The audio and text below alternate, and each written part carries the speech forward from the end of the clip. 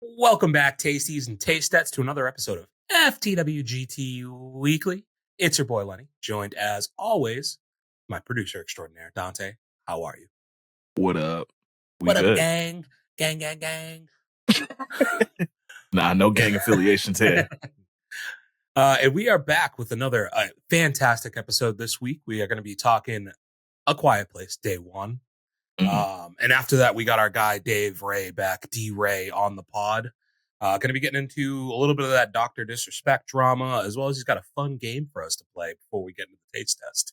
But if first, before we get to all of that stuff, you could help us jump on that sponsorship deal. Logitech, Elgato, Rode, fucking Shure, Guess, the Boston Red Sox, all the above. We're trying to get this shit's like fucking Pokemon, baby. We're trying to catch them all. But first, you've got to like, comment, share, and subscribe on the podcast. Trying to catch them all. I'm just trying to catch at least one. Got to start somewhere. These are Infinity Stones, bitches. And also hit the notification bell up above. But Dante, you've seen a movie Dose now. 2 times for day 1. Sure. Yeah. So Quiet Place Day 1, you have recently also watched the other 2 movies of the trilogy now for the first time.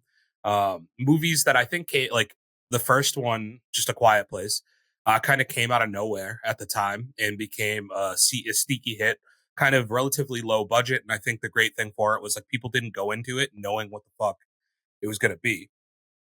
And you kind of went into the same, I assume.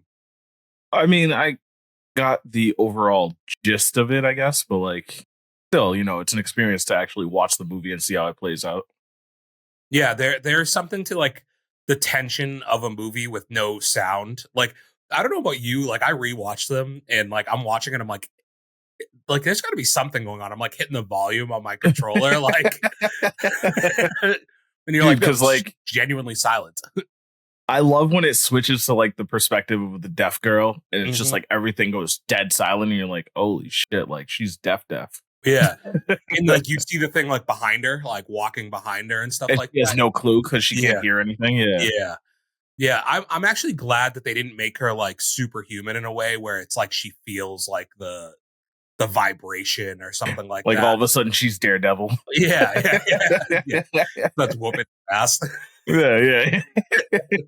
Like it's raining and all of a sudden she's aware of everything. Yeah. I think it's like a very interesting way to tell a monster story. And I think that that's why it became so popular at the time. And I think the thing that's most impressive with these movies is like through their popularity, you can see from 1 to 2 to 3 now, the production value is just like increased and like, and it's not to the detriment. Like, I don't think so much of the stories either. Like, and we'll get into it with this one maybe, but I think especially in the first 2, you still felt that the core values of the movie were there, that it's very much about that family protecting each other and like dealing with the loss that they have to deal with and like how crazy this fucking world is. And like, you feel the stakes are so high with every noise that they make, right down to like them focusing on them, like stepping on glass. And the fact that in the first 2 movies, they walk barefoot like everywhere. It's crazy how much the audio is an experience for a movie that's based around silence. Yes. Yeah. It just accentuates those points so much more. And it takes me back to even like they set up the nail part in the first movie. And that's arguably one of the most like, oh my God, parts of the movie too. Like it's crazy. I've seen that since Home Alone when I was like a little kid, and it still fucks me up every time I see somebody step on a nail. And she handles it with like so much better than Marv did, dude. Like, but like, bro, she took it like a G. Mm-hmm. She also Emily Blunt at the end of that movie is a boss. Like, she's pregnant, just like about to give birth, just holding that shit in, navigating through like that wasn't even the end of the movie. That was like halfway through the movie. Yeah. But she's like giving birth and shit. Yeah, and having to just like get through it. She's like, I gotta go Yeah. turn on these fucking lights so that they know that there's some shit going on. But also, I'm having a child. Also, I'm gonna step on a nail. Um, Yeah. and these monsters are gonna be in the house with me the whole fucking time. Um, and then also like the when you get to the end with her, and it's like, let's just call all these bitches here. Like, Yeah. fuck them. We're taking them all down right now. It's also kind of weird now because like you're starting to see them. It's like they're telling the movie backwards in some ways, but then like, or the franchise backwards in some ways, but you're also just getting different perspectives on the. I was gonna say I don't feel like they're telling it backwards because it's not like they're retelling shit they already told. They're Yeah. just giving you another perspective leading up to the same events we've already seen. But even like they start off part two with essentially day one, right? Yeah. Like you start off Quiet Place Part Two with the events of the first day. And it kind of in a way sets up for you what this movie is, I think a lot. Like that, like 10 minutes of that first movie or the set or of part two kind of set up the entirety in some ways of what this movie is. Yeah. Um and the thing is, like that one, you're in a small town and there's still so much sound because of panic, like the police sirens and people yelling and even like the cell phones and shit like that. Just like Yeah. signaling these things to just take people out left and right. And it's crazy. This movie, the again, like sound is such an impressive part of this movie, of these movies. And this one I think flips it even more on its head. Cause I said it to you like after we were leaving, I'm like, dude, New York City is the loudest place I've ever fucking seen. Like, Well, that's even what they say in like the intro when they're doing like the scrolling text. mhm. And it was like, oh, like New York City at any given time has like a constant decibel rating of like 90 decibels or something like that, which is like the sound of a constant scream. Yeah, it's you just like are dropped into the city and you're like, this is disorienting.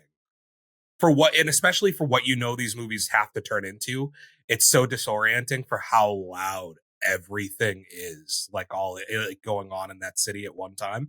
Yeah. And you're basically just watching the first like 20 minutes of this movie, like waiting for the inevitable because you're like, oh, like this person's fucking yelling over here, like this is making noise over here, and everybody's living their life so casually.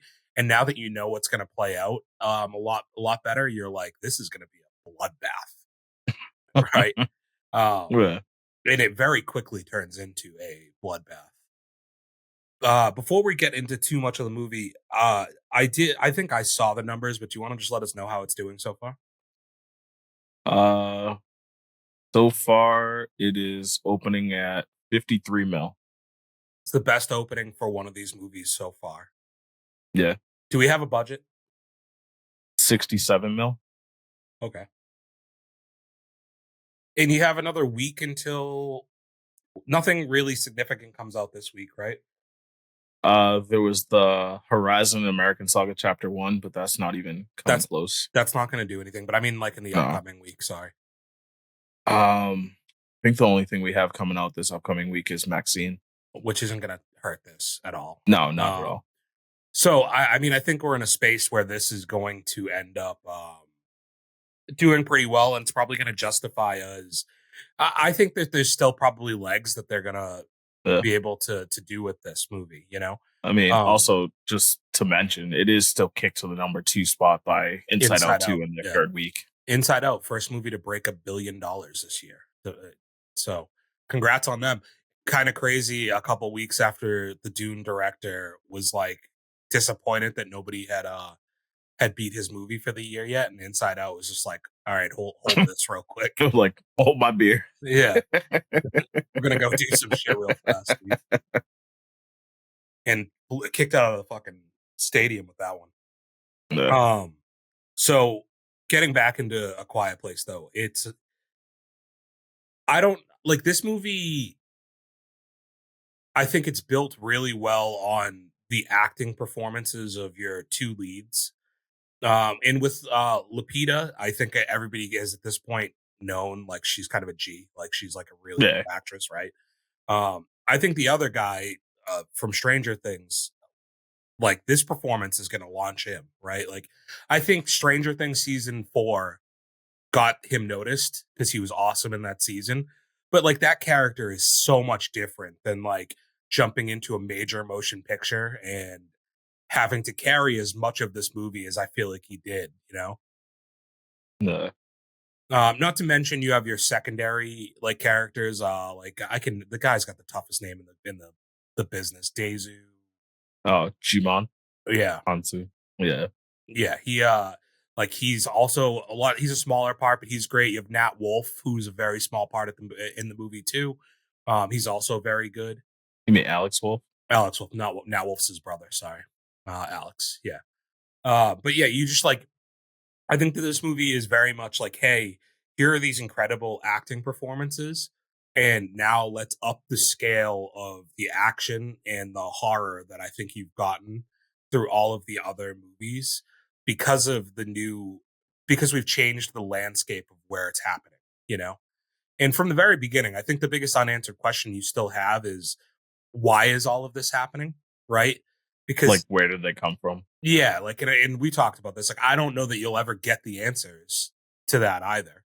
Um, I don't think it's necessary, but like, if they're gonna keep going with the franchise, they might end up touching upon it. you have to imagine though, like, let's think about like Independence Day. You've seen it, right? Yeah. Like, they take one of those aliens, and like the government starts fucking researching that thing real quick, right? Like, Like, where's the government in all this? yeah, well, that is very true. Like, we haven't like the only thing we've seen with the government is really in this movie. We didn't see anything with the government in part one and part two. And like I Yeah. get that that's a lot more because that's like in a more secluded part of the country and they're kind of just left to like fend for themselves. But this being in New York, it's like they're basically just getting people out of the city and like you're not really seeing much more from that end of it. And maybe that's a direction you take in a sequel is exploring more the military aspect of this, you know, how are they Well, going to I think fight? that's how they keep fleshing out this franchise. It's just telling it from other perspectives. Yeah. So the more and more you build through this, it's like because did they didn't really ever solve the issue in this movie like they did in the other two, where they figured out that sound like fucks with them, right? No, because we didn't get to that point yet. Like, Well, yeah, she's the first. In theory, she's the first one who realizes that that's how you can yeah, defeat and that's them. way later because like this movie ends before I think part two begins. Well, definitely, definitely, but it doesn't mean like she thinks she's the first person to figure it out. But you also have to realize like communications could have been cut off everywhere, and like Like, there's other people. Yeah, yeah, yeah. you know. But I think like this one builds a lot more on what we already kind of knew off of the second movie that like water is another thing. Um, that maybe we struggle a little bit more, but yeah, I think that that's one of the interesting things as we kind of progress through this is like, hey, what is the our defense system doing to fight against these? Because we very much know like bullets and things like that are not going to work. Like, can you put a suppressor on your gun? I know I'm seeing Mm. people with like The suppressor doesn't make it silent. no, I know, right?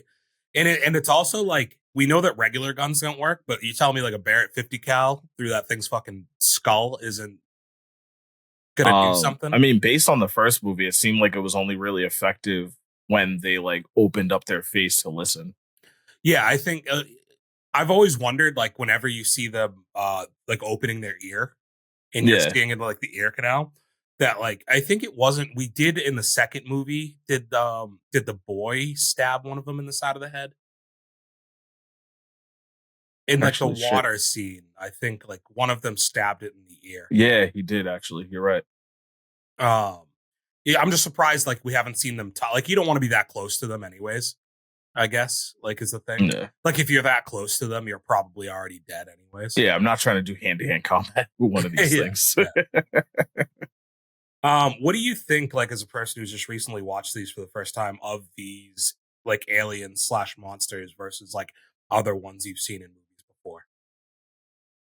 um, I like that the concept of them was more the hero of the movie than the monsters themselves. I feel like Hmm. because I feel like the monsters themselves aren't that complex. It's the whole focus is how you move around them. Did you sense a change in the versions, you know, the first movie to like this movie in the scale of them in a way? They do seem bigger, yeah.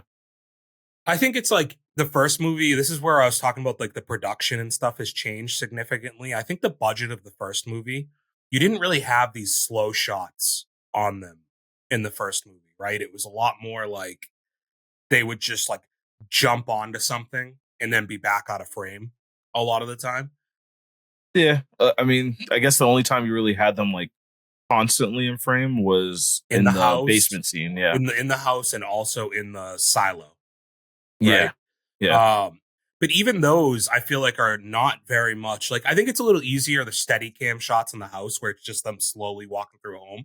But yeah, even to your point on scale, when they're walking through the house, like they're just kind of walking through door frames and stuff like that. Well, yeah, no. So like in the first and the second one, they're basically like your size of like your average adult person, right?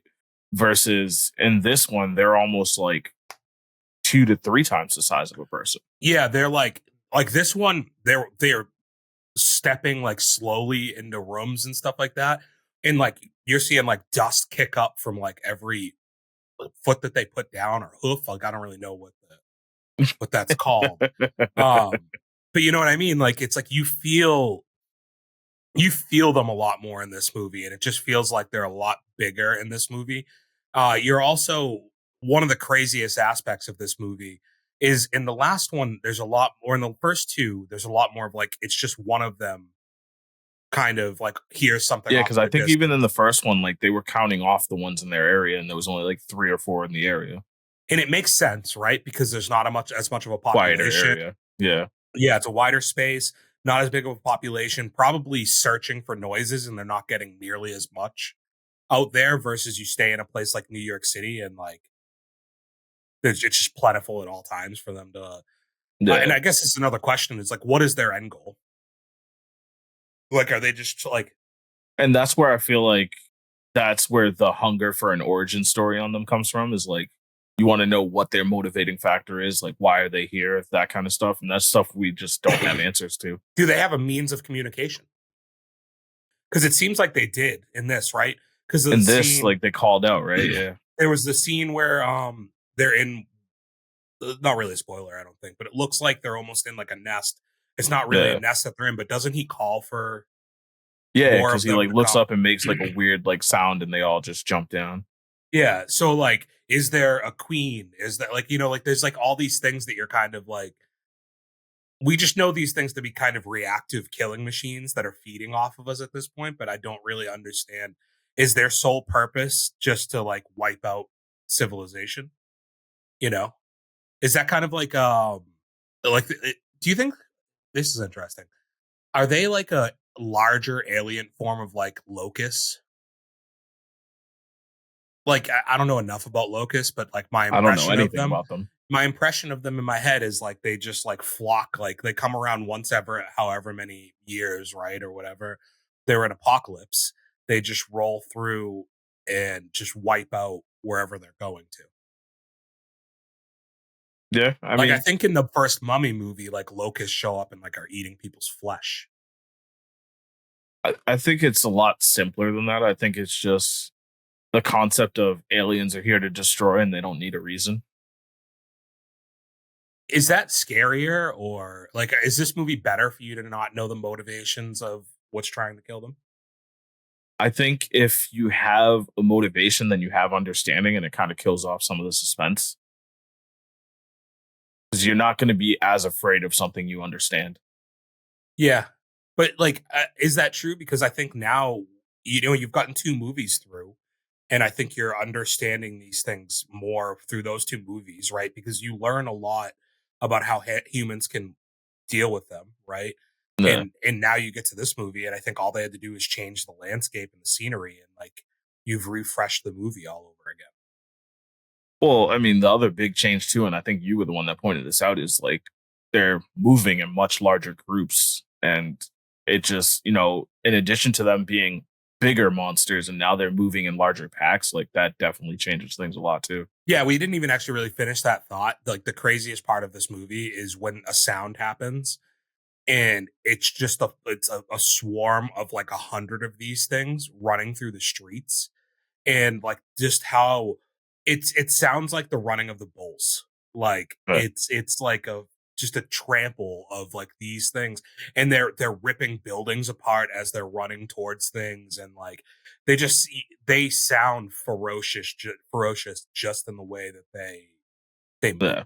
you know? I mean, this is definitely a movie theater movie. Like, Yeah.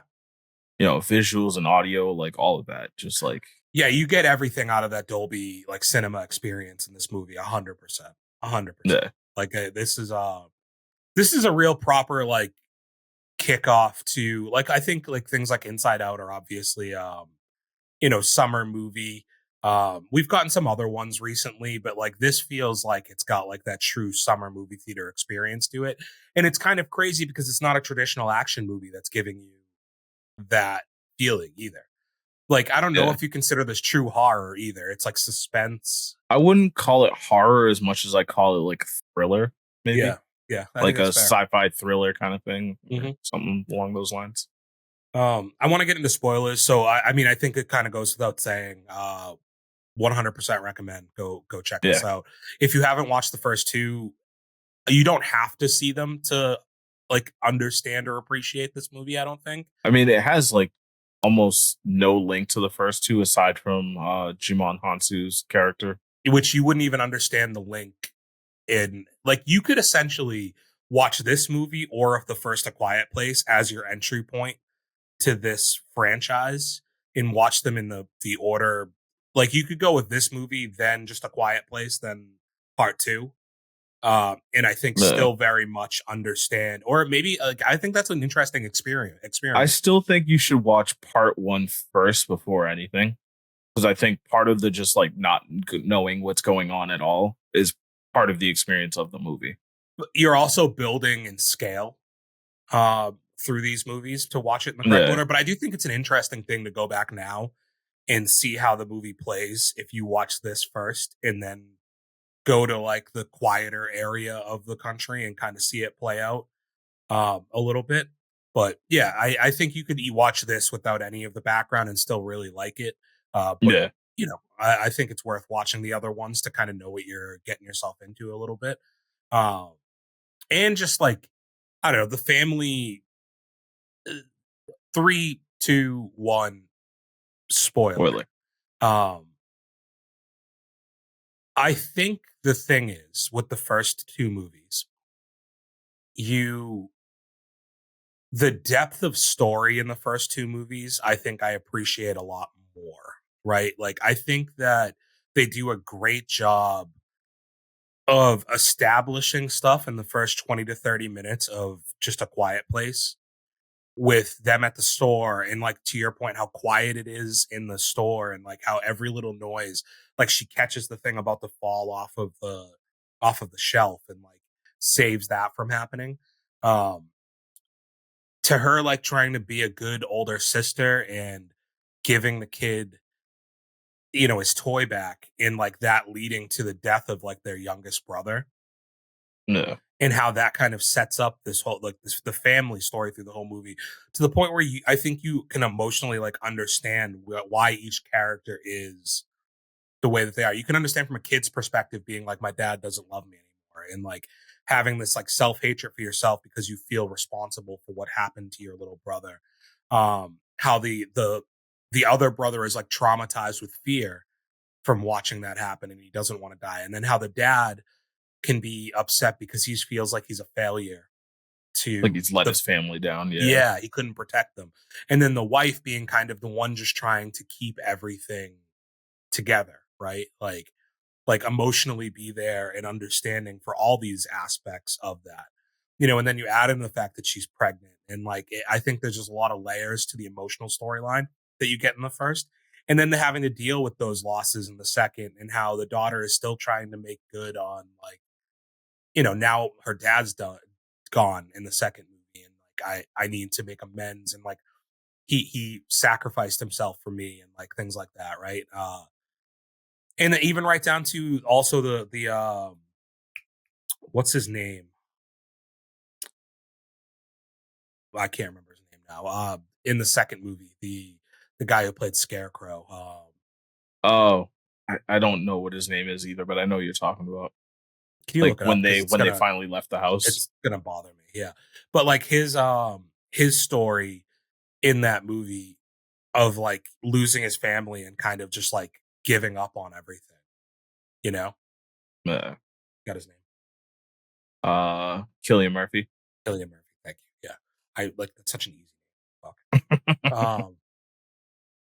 But yeah, I just think there's so many layers to the stories you get out of those first two movies, and like there's a deep appreciation for each one of the characters, and you get growth for basically every character in the first two movies. And then you get to this one, and I kind of referenced it in the beginning of the review here. I think that this movie has some of the strongest acting performances, right? Like, I think both of the leads in this were just fantastic, but I don't think that the story is quite as I was gonna say good. I don't think like the acting performances might have been better, but I don't think the story really lent to that as a strength. Yeah, I think by the end of this, you care significantly about the life or death of these two main characters, and they mean something because of how well they portrayed the roles that they were in, right? But the actual story itself is kind of like it's It's not. almost a joke. I understand where you're coming from with that. Like, so like for the premise for people, it's Lupita's character, and I think they do a good job because I don't think you ever got this from the trailer. Um, but essentially, she's in hospice care at the very beginning of this movie, and you don't know how long she has to live, but you know that she has cancer. And her, would you consider them a therapist, a doctor? Like, what was on Nat Wolf's character, really? A nurse. Yeah, like he brings them out to like these events in the city, and like he tells her, "We're going to go to a play, and you're going to, we'll get you pizza," is the way he like bribes her into going, essentially. So she ends up getting on the bus and going in with all these people who are in hospice care with her. And the movie kind of takes off from there. But once the aliens arrive, she like it's a joke in the sense that like the if you just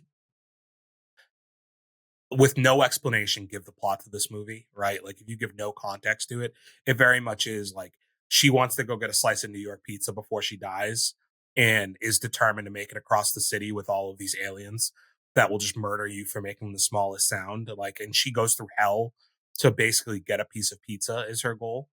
I think if you just say that plot with no explanation, it sounds like a joke. I do think Yeah, part I'm not of saying that. the movie is a joke, but I'm saying that whole part of the storyline. But you have to like I think, but that's giving leaving out the context, and like the context is there. Like the woman has cancer, like she doesn't feel like she has anything left to live for anyway, right? I And mean, that, we get the context like later on in the movie on why she was so hell bent on getting the pizza, but like but even I from the want to very say for like beginning, the better half of the movie, like you're just like, what the fuck is going on with her? Like, why is she so set on getting pizza? And like, but I why is think he?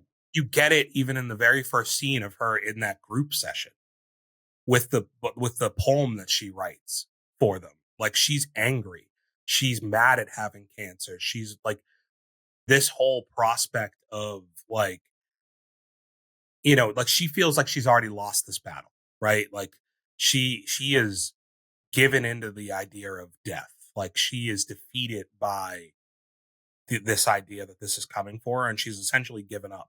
And her one last thing she wanted was this pizza, and that was the whole reason she got on that bus to begin with. And I think that that's where it's like if you just say the premise without that knowledge, it's stupid. But I think when people are in that situation, like that's her last thing to hold on to. Like they if she was to just die,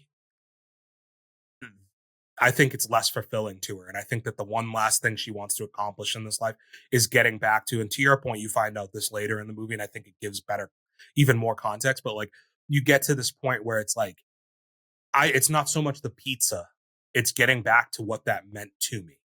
Yeah, Like it's getting back to my father and the memories of being a child in this neighborhood that I grew up in. And like the pizza is more symbolic to all this stuff. And you understand why she can't just tell people this, right? Like it's her thing. It's her memory. And like, you're going to tell me it's a dumb idea, but it's not for me. Like, this is what I want yeah. to do. And I think that goes to tell you, like, that's why the acting aspect of this was so important right? And I think that they were able to really carry it through.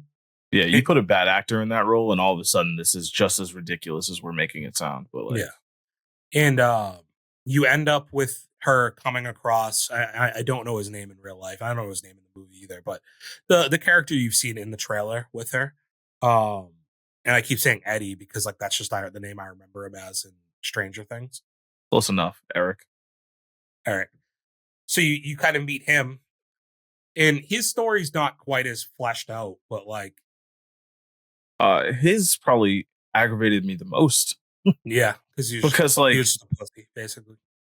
well, no, it's just like how he ended up tagging along with her. Like, you know, I get that. All right, cool. He was like in the subway or whatever, so he didn't hear any of the like helicopters going by telling people where to go. But like, he finds her.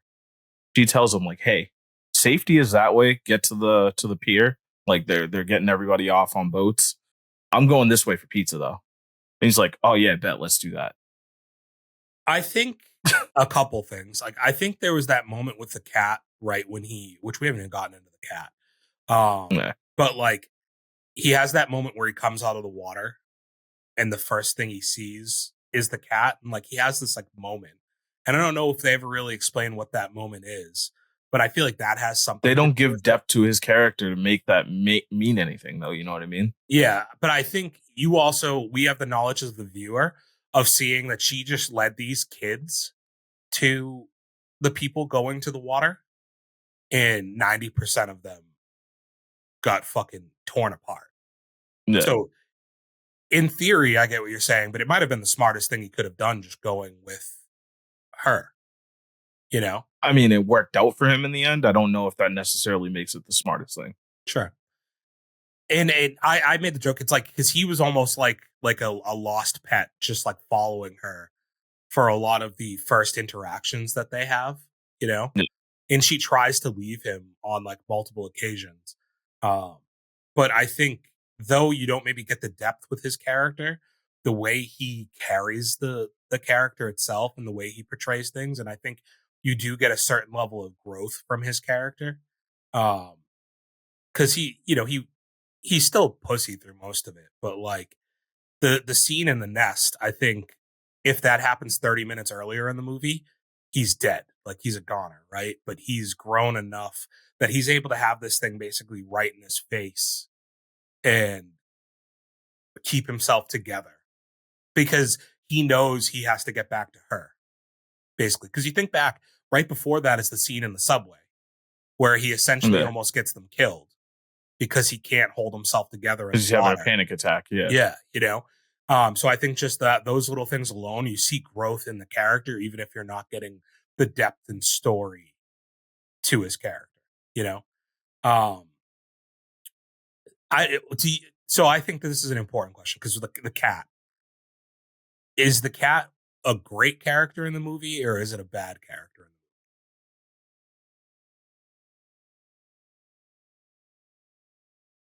I think it's a pretty good side character. I'm trying to think because, like, I don't think the cat necessarily adds a ton to the story, but it definitely doesn't hurt it either. I think it's an interesting aspect that we haven't seen in these movies yet, and it makes sense that a dog couldn't exist in this like landscape. Like I feel like a dog would get killed pretty quickly because it would bark or It would like make some more noise. Yeah, yeah, yeah, yeah. right. Whereas the Like cat, cats are associated with stealth. yeah. So like he fucks up at the very beginning and hits a bell, and like that causes mayhem. But other than that, like the cat's able to just like kind of navigate this world, and like he gets scared and runs away, but he always kind of finds his way back. And it's weird. It's always crazy. Like that's kind of like outdoor cats, like nature in general, right? Is like No, but that's just like the best trained cat in the fucking world. yeah, like finding through this chaotic New York streets and always just finding its way back to its mother. You I know, mean, that or even just, being able to like walk alongside you without a leash. And I think like I've seen that in real life with cats. really? Yeah. Hmm. I mean, you see more people walk cats with leashes as in general now. That I feel like that's a trained behavior that like once you take them off the leash, they still just by nature walk along with you, but they're also still skittish to where they'll run away off into an alleyway somewhere like it's nothing, Yeah. Um, also, like I don't understand how like that cat held its breath many a time, and I'm very impressed. That cat was way too comfortable with water. I by not by choice, he was forced to be. No, but like I mean, like every time, like he's in the water, like he's just chilling. It wasn't like he was like panicking, clawing, or whatever. Like Yeah. you know, But again, I don't know if he had like what was he like. So being like she was trying to keep him out of the water for a little bit there, yeah. but like he's just completely submerged, getting like thrown through the water, and just comes out. And it's not like he's like coughing up water or anything like that. It's like this No, he motherfucker. just kind of pops his head out and Yeah, he's yeah. just chilling. He's like, all right, we're good. Like you made it out. Yeah, Um, let's talk about the water, because I had asked this question to you during the movie, and it's the one plot thing that I think I need to be explained to me a little bit better, right? Because it's yeah, established in the second movie that the reason why they found their way to safety, like there's an island in part two that they have been on that's just off the coast of wherever they are, right? And the basically the aliens can't swim, and since none of them landed there, they haven't had a way to get to that island, and they've been yeah. safe. Like they can live life like a normal life, although not established. I don't know what they're doing for food. Is it all just fish? I was thinking about that too. Like, I guess crops and fish make sense, but like, Yeah, I don't know. I didn't see any crops, and I guess you don't know how long they've been there because crops don't just pop up overnight. Like you have to be in season. You I have mean, the to. island was also big enough for them to have to like drive all the way to that radio station. So I don't know how much how vast the resources are there, but maybe there's more than we realize. Yeah, fair. And not a part that I needed explained, and not my gripe really, but like so this movie, like we said earlier, leans more into that established plot line already that like these guys can't swim and that water is something that they just don't fuck with. But my question is this is in the very first movie, there is a scene where after she gives birth, there's a little underground, like hidden thing underneath the barn or the house. Yeah, under the barn, they made like a soundproof room for her to have the baby. Yeah. And through the chaos in the house before she gives birth, a pipe gets broken and the pipe is letting water flood in to where her soundproof room is. So she wakes up and the room is flooding, and she looks and one of the monsters is in there with her, right? Yeah, Which I think like they are kind of up and down with how acute the noises that you can make that attract these things are, because when it's that close to you, I even think like moving through water, although I guess like they've established like there's probably exterior noise with the water hitting and stuff like that. uh, basically they've made it out so that like ambient noise can cancel out the noise you're making. Yeah. So I think because there was already water running into the water, that was making enough noise that it was masking her moving through the water. Yeah. So she goes to get her baby. And in this scene, it's the one even when I watched it the first time, because having gone back and rewatched this and then known in part two what they established with them for water, I think this scene's so weird now in retrospect because the monster goes underwater. It like intentionally puts itself under the water and then pops up in front of her. And I just have to think personally that they had wrote that in not knowing they were going to get a sequel. Yeah, It's they didn't write a weakness for them yet, I don't think. it, they had one weakness in mind, and it was the sound, Yeah. right? Like because you get that as a defined weakness Yeah. throughout this movie. She just the girl doesn't really understand what it is until the very very end of this movie, but you kind of establish that through the first movie. But Yeah. yeah, you have this thing intentionally go underwater and then pop up in front of her, which is like a old like it's like in the movie like Alien, it's like this is like that's kind of like a trope to a point, like getting that close up look of like the monster in front of the protagonist's face and like the how intense that kind of comes off as. And I think that they did that for that reason, not really thinking about like, hey, we're going to add this one other aspect of like salvation can be found if you get to the water. Because in this movie, in day one, that thing is jumps into the water and drowns in what, like 20 seconds. Seconds, yeah. You know, he claws at them for a couple seconds and then just drowns. So I just don't think that like it wouldn't have I don't mind so much that it went under the water if it had a reason. Like that one in the subway has a reason for why it jumped into the water, right? Like they're bloodthirsty. It heard sounds. What it wants to kill is right down below it. Fuck it, I'm going after it. You know, like Yeah, I yeah. understand that one. But the fact that it chose to in the first movie just go underwater doesn't make sense to me. It didn't have to go underwater.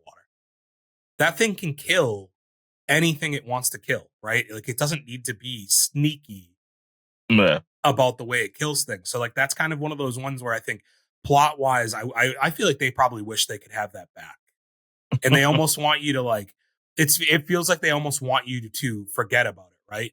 Because it's even crazier too. The more I think about it in this one, day one, think about the very last scene for Eric in this, right? Yeah, So yeah. like Lapita is sacrificing herself. Oh, you're talking about like how bloodthirsty they are? Yeah, like it was so bloodthirsty that one of them jumped into the subway water to chase her and drowns. But when they're chasing him off of the dock, like they all put a hard stop before they get to the water. So that's something where I feel like they might be smarter in larger groups, because it seems like they always hard stopped at the edge of the water in larger groups. But when they were in like smaller groups, like, you know, the one in the subway or even in the second movie, when like the two or three of them attack at the pier, Mm-hmm. like those ones were dumb enough to jump into the water with their bloodthirst. But like, I feel like in larger groups, maybe they're just like, nah, chill. Like so does that come back to like there is some level of chain of command that is within this, you know? Like there's ones that are Maybe. communicating out like, whoa, stop, you know? There's definitely got to be some form of communication, right? But then it's weird because like you'd assume if there was going to be some type of like assumed chain of command amongst these, that they wouldn't all look identical, but they all basically look like you'd think there'd be Yeah. like a bigger one or something, like, you know, like an alpha. Yeah. And maybe that's something like as they progress through these movies, that at some point you'll establish that there is some type of like And I feel like that's alpha. something they could write in where, you know, Yeah. they're so acute on sound. There's maybe one that's like just, you know, remote signaling them from somewhere far away, just chilling.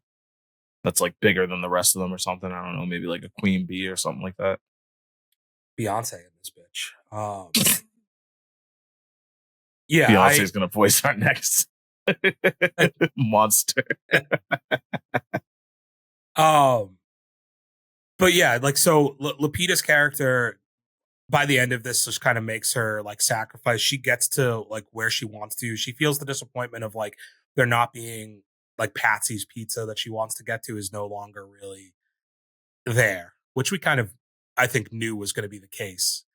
Like, Yeah, would it have been worse if you got there and there was just like the one slice of pizza, like the slice pies, just like sitting out still? the Because I mean, ready that's slices in the yeah, thing. like that's essentially what he does, though, right? He goes to like some shitty $1 pizza in New York, which um I don't know. I haven't had personally a ton of New York pizza, but I have watched a few pizza reviews in my day.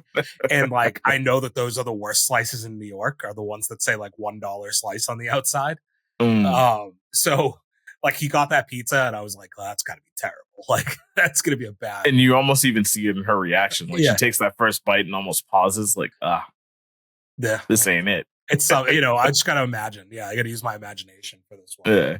Um, but yeah, so she kind of like has this moment of fulfillment, and it's like she knows like if I go and get on these boats, I'm doing it to go live for 3 months, 4 months, and they're not going to be healthy months either, right? Because like without her medication, you see her deteriorate in health through this movie.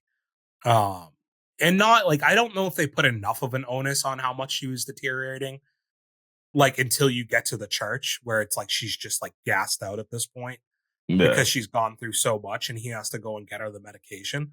But yeah, I think she just kind of knows like it's not important Well, for no, me there's to get up. definitely a bunch of points in the movie where like they're running and she's like slowing down, stopping for breath, can barely move. I think Well, they highlighted that they throughout. highlighted it like her going up the stairs towards the beginning of the movie and just Yeah. everybody else, the speed that they were able to go up versus what she was able to make it up the stairs at. And like I agree. Um, but so like she makes the sacrifice for Eric, and I think even more so for her cat. She's like, I need you to get this fucker out of here. I need this Yeah. cat to outlive me by a long time. I want to go back and watch part two. And did we just miss this cat like somewhere on the island? That'd actually be sick. Also, like it is interesting knowing like that character now and knowing that he gets onto the boat with Daezu his character, right? Like, Yeah. but you don't see him in part two at all, you know? So does that leave us to think he goes his separate way somewhere? Does he die? Like, because like we don't know where these guys. I guess we still don't know how they get to that island because I don't know in Yeah. reference to New York City where that island is. Yeah, I mean, there's a few questions, right? Like they're on the boat and fucking Jumon is like, stop the boat. Like, as far as I know, he's there just like everybody else. Like, hey, I heard the calls. I came for the boat for salvation. What kind of clout do you have to tell them to stop the boat? I mean, I think that's just being a good Samaritan. Yeah. I mean, we were still talking like that boat's just taunting these motherfuckers from the water, though. Just ripping on that foghorn. Yeah, it's like, yeah, you bitches can't get me. Who cares? Mind you, they're going up to a bridge, so like I know Which the I thought bridge we is blew all of those. well, so they blew out the middles of them so that they couldn't like cross them, but I'm pretty sure they could still get pretty far out onto that bridge to be able And to then just like jump. Yeah. come down onto them. Yeah. Uh, but yeah, I like that. I did love the like escape scene, like the break all the fucking the car windows, set off all the alarms, and then him having to do the like the run and jump off the pier. Like I thought that was pretty badass. Nah. And the catch is still being a champion through the whole thing. And that's kind of where they leave us, and they don't leave you with any type of a setup for another one. But I can almost promise you, like this is they just continue growing in success at this point, and they've left so much. They've done such a good job, in all honesty, of not giving you these details, giving you satisfying enough movies and giving you little bits of added on context and details and seeing different variations of the way this stuff happens, but we still leaving you with so many questions that there's stuff that they can keep answering or keep building upon in future movies that I get you have to be getting another one the next at some point. And I guess the question just is, do you get another one but establish new characters again? Do you pick up with some of the characters you already have? Maybe it's years in the future and you bring back those kids, you know? Maybe the military Yeah. aspect that you get is her getting her solution to the military, you know? Mm. Like, I think that there's just a lot of different interesting ways that you could take this, and it's kind of exciting to see where it's going to be going, you know? Yeah. Um, No, definitely. so let's give our rankings here. Oh, shit. I think this is another one I forgot to rank. I clicked on 2023 by accident.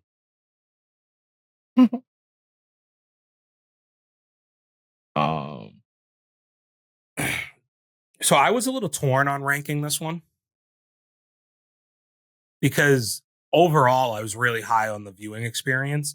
I think the thing that made me knock it down a peg was what we talked about, where the story itself wasn't like the strongest in the world. yeah. The things that carried it was the action, the suspense, and the acting. Like those three things carried it heavily for me, and I really highly recommend it for those reasons. But yeah, I think that the story wasn't as strong in this. And that would have been the thing. Like, I think if you make it look maybe a little bit better of a story out of this could have been the best movie I've seen all year, or like top two. Again, Dune's going to be tough to beat, but I ended up having to knock it down a little bit for that. No. So I came in at 3.5 stars. Where'd you Okay. come in at? I came in at 3 stars. 3 stars. Okay, so even lower. Okay. So I have it at number 5 year to date. Damn. Okay. I have it at 12, right ahead of Godzilla. Yeah, see, like I put this in front of Civil War. I think that this is a better movie than Civil War is. Like I think it's better than Ungentlemanly. I think it's better than Fall Guy. I have other movies movies, obviously, that's in front of two. Yeah. But like, I think Furiosa is a little bit better than it. Like they're kind of to scale on it with each other, but I think Furiosa is a tad better. And then I have like Planet of the Apes or Kingdom of the Planet of the Apes, visually and everything. I think just is like so far ahead for that reason. Bad Boys, I think, just hit on a lot of things that I wanted it to, and then Dune is still like the perfect movie for this year to me. Yeah. I mean, good supporting reasons. Again, I literally just ranked this, and I didn't really give myself a ton of time to think about where I wanted to place it, but But I 12, so think you have it that's in where it's front going of to sit for now. Godzilla, but like, what's it behind? What's the closest movies? Uh, behind Origin, Unsung Hero, and Arthur the King.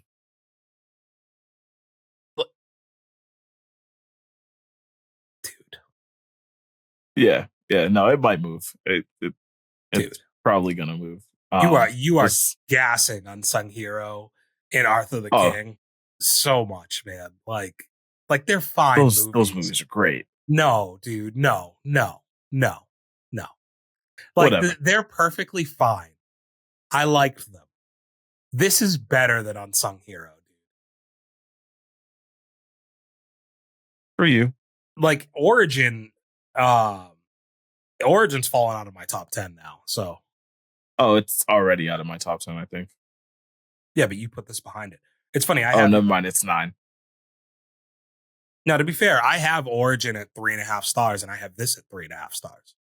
Yeah, So you only have Origin at 3 stars. I have it at. Fuck, how do I change the view? Shit. Just click on Learning how to use Letterboxd again. just click on the movie and then scroll down a little Yeah, I have it at 3.5. bit. So is this your first 3 star movie then? Yeah. All right. I think you're overrating a couple. I'm not saying Origin, but I'm saying Unsung and Arthur are fucking overrated. This is probably underrated a little, in my opinion, on your list. Fine. That's why we have our own list. Fair, fair, fair, fair. And we are entitled to changing them at the end of the year. So, um, cool. Let us know what you thought of this movie. Where does it stand in terms of if you've watched all three movies at this point? Is this the best? Is it the worst? Is it in the middle? Did you like the story? Not like the story? Is there any actors we missed that really stood out in terms of their performances? Were there any plot holes or anything like that that we might have missed as well? I'd be interested to hear. What do you think of the water thing? Am I right or wrong on that? Like that they kind of did that stuff in the first movie and then forgot about it in the last No, ones. I think you're spot on that. Yeah. Maybe somebody has a different perspective. There's always stuff you miss, right? Like, so Yeah. maybe there is a detail that I'm missing from that first one. But we're gonna kick this back over to ourselves with our guy D Ray. See you there. Peace. All right, and we welcome on our good friend D Ray. D Ray, how are you? It's good. You ready to get into some really lighthearted, fun topics? Yeah. I mean, got some real bangers. Yeah, I mean, this is a soft topic, easy one to talk about. And I hear you have a game for us. So that's exciting. And then we'll rip some taste tests. How about that? Sounds good. So let's talk about the news of the week, shall we? Yeah. I mean, damn, we got a lot dropping in the land of Twitch and YouTube with one Dr. Disrespect, and the overall reason for his 4-year-long Twitch ban now has come to light. So like, let's give some context because Dante, do you know like the Dr. Disrespect stuff at all, or No, I don't know at all. okay? Are you familiar with the man? I might have seen a stream or two of his at Lenny's. Mustache, Is he the guy with the glasses? long hair, glasses. Yeah. Okay, I know what you're talking about. Champions Club. You know, Yeah, all that 6'8" athletic freak. 2-time. Yeah, I knew all that. Yeah, He's the 2-time. The back-to-back. Yeah. The 1993, 1994 Blockbuster video game champion. These things don't sound as fun anymore, really. Yeah, okay. So for anybody out there who doesn't know, and Dave, I'll probably need you to fill in some of the historical facts for me. But essentially, for the better part of 4 years now, there's been a big mystery because he got banned from Twitch out of nowhere, and banned to the point where you weren't allowed to communicate with him on your streams, weren't allowed to play with him on your streams. If you were a Twitch signed, like contracted streamer, you weren't allowed to work with this person at all. And he's one of the, or was one of the biggest streamers in the game, basically. So he's been on YouTube for several years now, and like was kind of like excommunicated, and was there's very limited people that he could work with. And now like the streaming world's become a little bit more, saturated, I suppose. There's more companies, so you were starting to see more integration as of late. But he was never able to explain why he had been removed from the platform, nor did Twitch ever explain their side of it as to why they had removed him from the platform due to legality. They had settled. He had got paid out the full amount of his contract, but there was like essentially an NDA that was signed that went along with that at the time. So there's been a lot of mystery surrounding it. And in the past week, uh, basically almost everything, because the only thing we're not getting is the direct like uh, quotes that or like comments that led to this, but like all of it has come to a head, and a lot of the information has started to come out that led to his um, being essentially let go or fired by Twitch. So I don't handle things delicately, so I'll try to handle this one as well as possible. Um, so it comes out from a random Twitch account or Twitter account, X account, about a week ago now, maybe a little less than that. Was it like 4 or 5 days ago, Dave? Yeah. That the reason he had been removed from the platform was due to having, at the time, Twitch offered, and do they still offer this feature, Dave? Whispers. I don't think they do. So they had a thing called Whispers, which is essentially DMs on Twitch at this time in 2020. 2017. Oh, it's 20. It was all the way back in 2017, so even longer ago. Yeah. So fucking Jesus. 7 years ago. Yeah. So they had a feature called Whispers. At this point, Doc had already had a lot of issues with Twitch, I suppose, up to that point. Dave, are you familiar with those issues were stemming from at that point? Uh, I think it was just there was a lot of like complaints out of his camp. I think there was contract problems, and I think he was just never shy to kind of air out his laundry and his issues with Twitch, like on their own platform.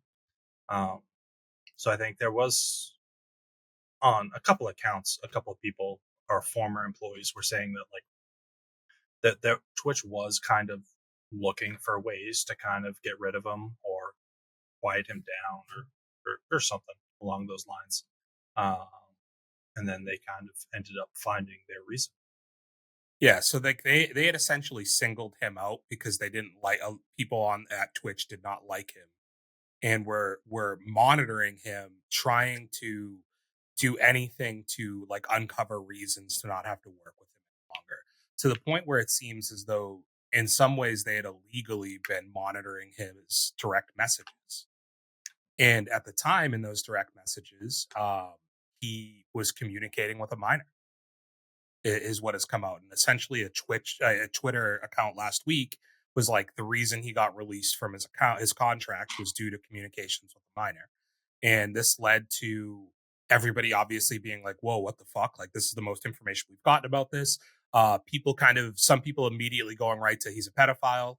Some people coming to his defense and being like, well, let's wait to hear the facts, which is very much like the internet world we live in now, right? Is like we vilify people without actually knowing the details, and already like we already deem them guilty before there's any legitimate proof. Yeah, the internet has basically turned everything into guilty until proven innocent, essentially. Yeah, exactly. Right. And like even once you're proven innocent, like those types of like labels are going to stick with you no matter what. So essentially, before any more information comes out, like he was making a game with this company, Midnight Society. They released him like immediately. And like me and David talked about this a few days back in reference to like this happened to Johnny Depp, right?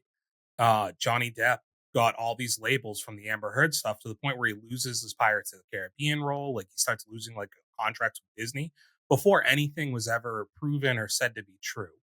Um, and then come a, what 2 years later, he's basically acquitted of everything he was accused of, and it turns out the person who accused him was really the villain in the whole ordeal, right? And who was the one who lost the significant stuff from it and took a hit from it is Johnny Depp, and I think he's come out the better of it on the back end. This is kind of a different story for Doctor Disrespect, because essentially there's a it's a complex story because there's a lot to it.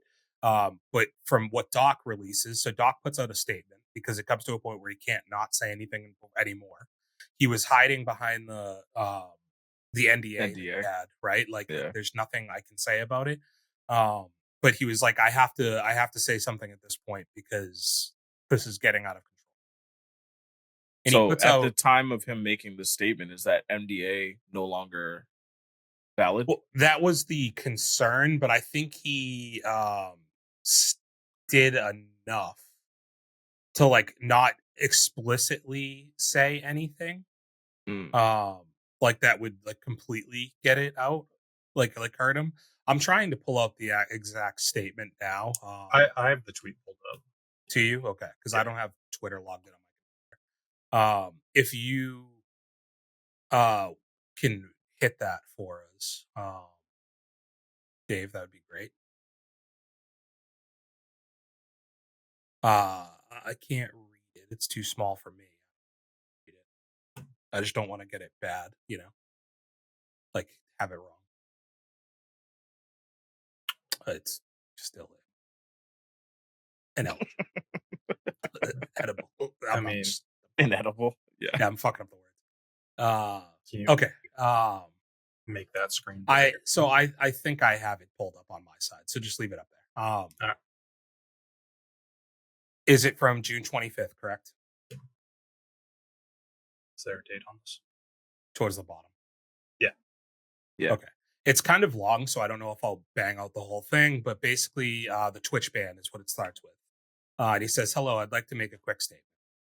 Let's cut the fucking bullshit. As you know, there's no filter with me, and I've always been upfront and real with you guys on anything that I can be up in front about, and I'm always willing to accept responsibility, which is why I'm here now. First and foremost, I do want to apologize to everyone in my community, as well as those that were close to me, my team, and everyone at the Midnight Society game studio. A lot has been left in the dark about what happened yesterday with Midnight Society and we were made and we made the painful decision to collectively have me step down. Our team is full of incredibly talented and good people with high career ambitions and families, and I never want to jeopardize that or the culture that we've created. Everyone wants to know why I was banned from Twitch, but the reasons are outside of my control. I was not allowed to say anything for the last several years, and now that two former Twitch employees have publicly disclosed those accusations, I can now tell you my side of the story. Were there Twitch whisper messages with an individual minor back in 2017? The answer is yes. Were there real intentions behind these messages? The answer is absolutely not. These were casual, mutual conversations that sometimes leaned too much in the direction of being inappropriate, but nothing more. Nothing illegal happened. No pictures were shared. No crimes were committed. I never even met this individual. I went through a lengthy arbitration regarding a civil dispute with Twitch, and that case was resolved by settlement. Let me be clear, it was not a criminal case against me, and no criminal charges have ever been brought against me. Now, from a moral standpoint, I'll take responsibility. I should not have entertained these conversations to begin with. That's on me. That's on me and as an adult, a husband, and a father. It should have never happened. I get it. I'm not perfect, and I'll fucking own my shit. This was stupid. Now, with all that being said, don't get it fucking mistaken. I've seen all the remarks and the labels being thrown around loosely. Social media is a destruction zone. I'm no fucking predator or pedophile. Are you fucking kidding me? Anyone that truly knows me knows where I stand on those things and those types of people. Fuck that. That's a different level of disgust that I fucking hate even hearing about.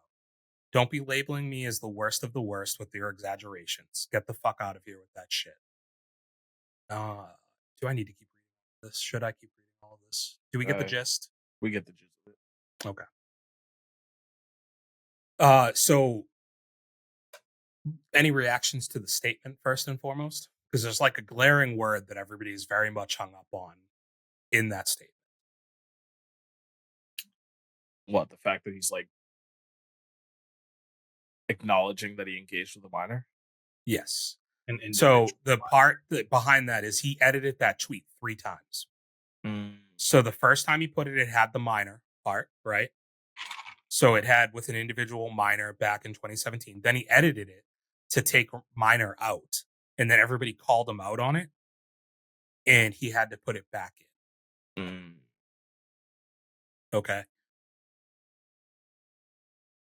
It's a tough situation because like so I've seen mixed things because there's been another like there's a person who came out from working at Twitch at the time that said the information about them being on essentially a witch hunt to find ways to get rid of them.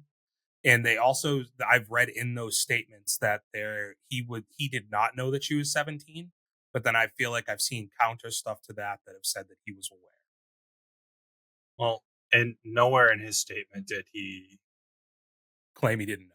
claim that he didn't know, because I mean, as much as like, I guess like you can't really use that as a defense. I think the general public would at least kind of understand, I guess, if you didn't Yeah. know. But I mean, it's still wrong. And realistically, dude, like he did a lot of dancing around, but the things that stand out to me is obviously the minor thing, and then also saying that did they lean towards inappropriate, right? Right. If they lean towards inappropriate, it's not just that they lean towards it. That means they were inappropriate, right? Yeah. Yeah. 100%. Like I think that that's the disgusting part in that is like it sounds like you're justifying your actions. And from a completely legal standpoint, you didn't do anything, right? Like, so that's why there was no criminal charges because there were no pictures, because you never met up with this person. But to me, when you say there was inappropriate things, it doesn't seem like there wasn't intention it or almost sounds like he possibly was grooming. exactly right. Yeah. Like it doesn't sound like you wouldn't have entertained the idea. And does it justify it if you said, well, are you 18 in 3 months? You know, like I think because like that's essentially Dante. I agree. Like I think it comes off as grooming. Yeah. I think that a couple other questions that I have too that I don't know if anybody out there has really asked, but like, what brought this to an end?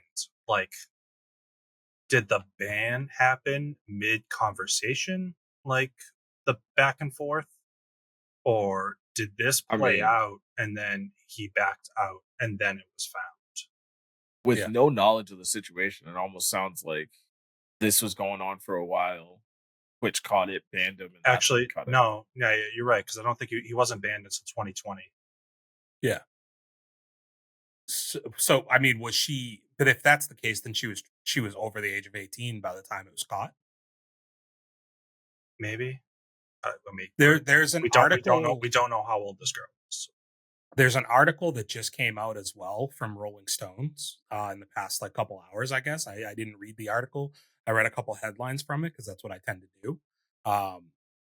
And essentially, they're stating that YouTube was aware of some of this, like, and they were hesitant initially to do the contract with him.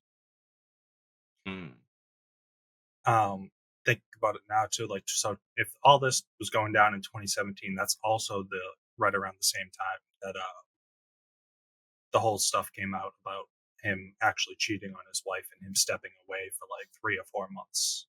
Yeah, these were all. I think 2017 was when that happened. Yeah, so was when all that came basically out. the same stuff. So I don't know. I mean, the thing you just said about YouTube just sounds like somebody at YouTube trying to cover their ass being in contract with him.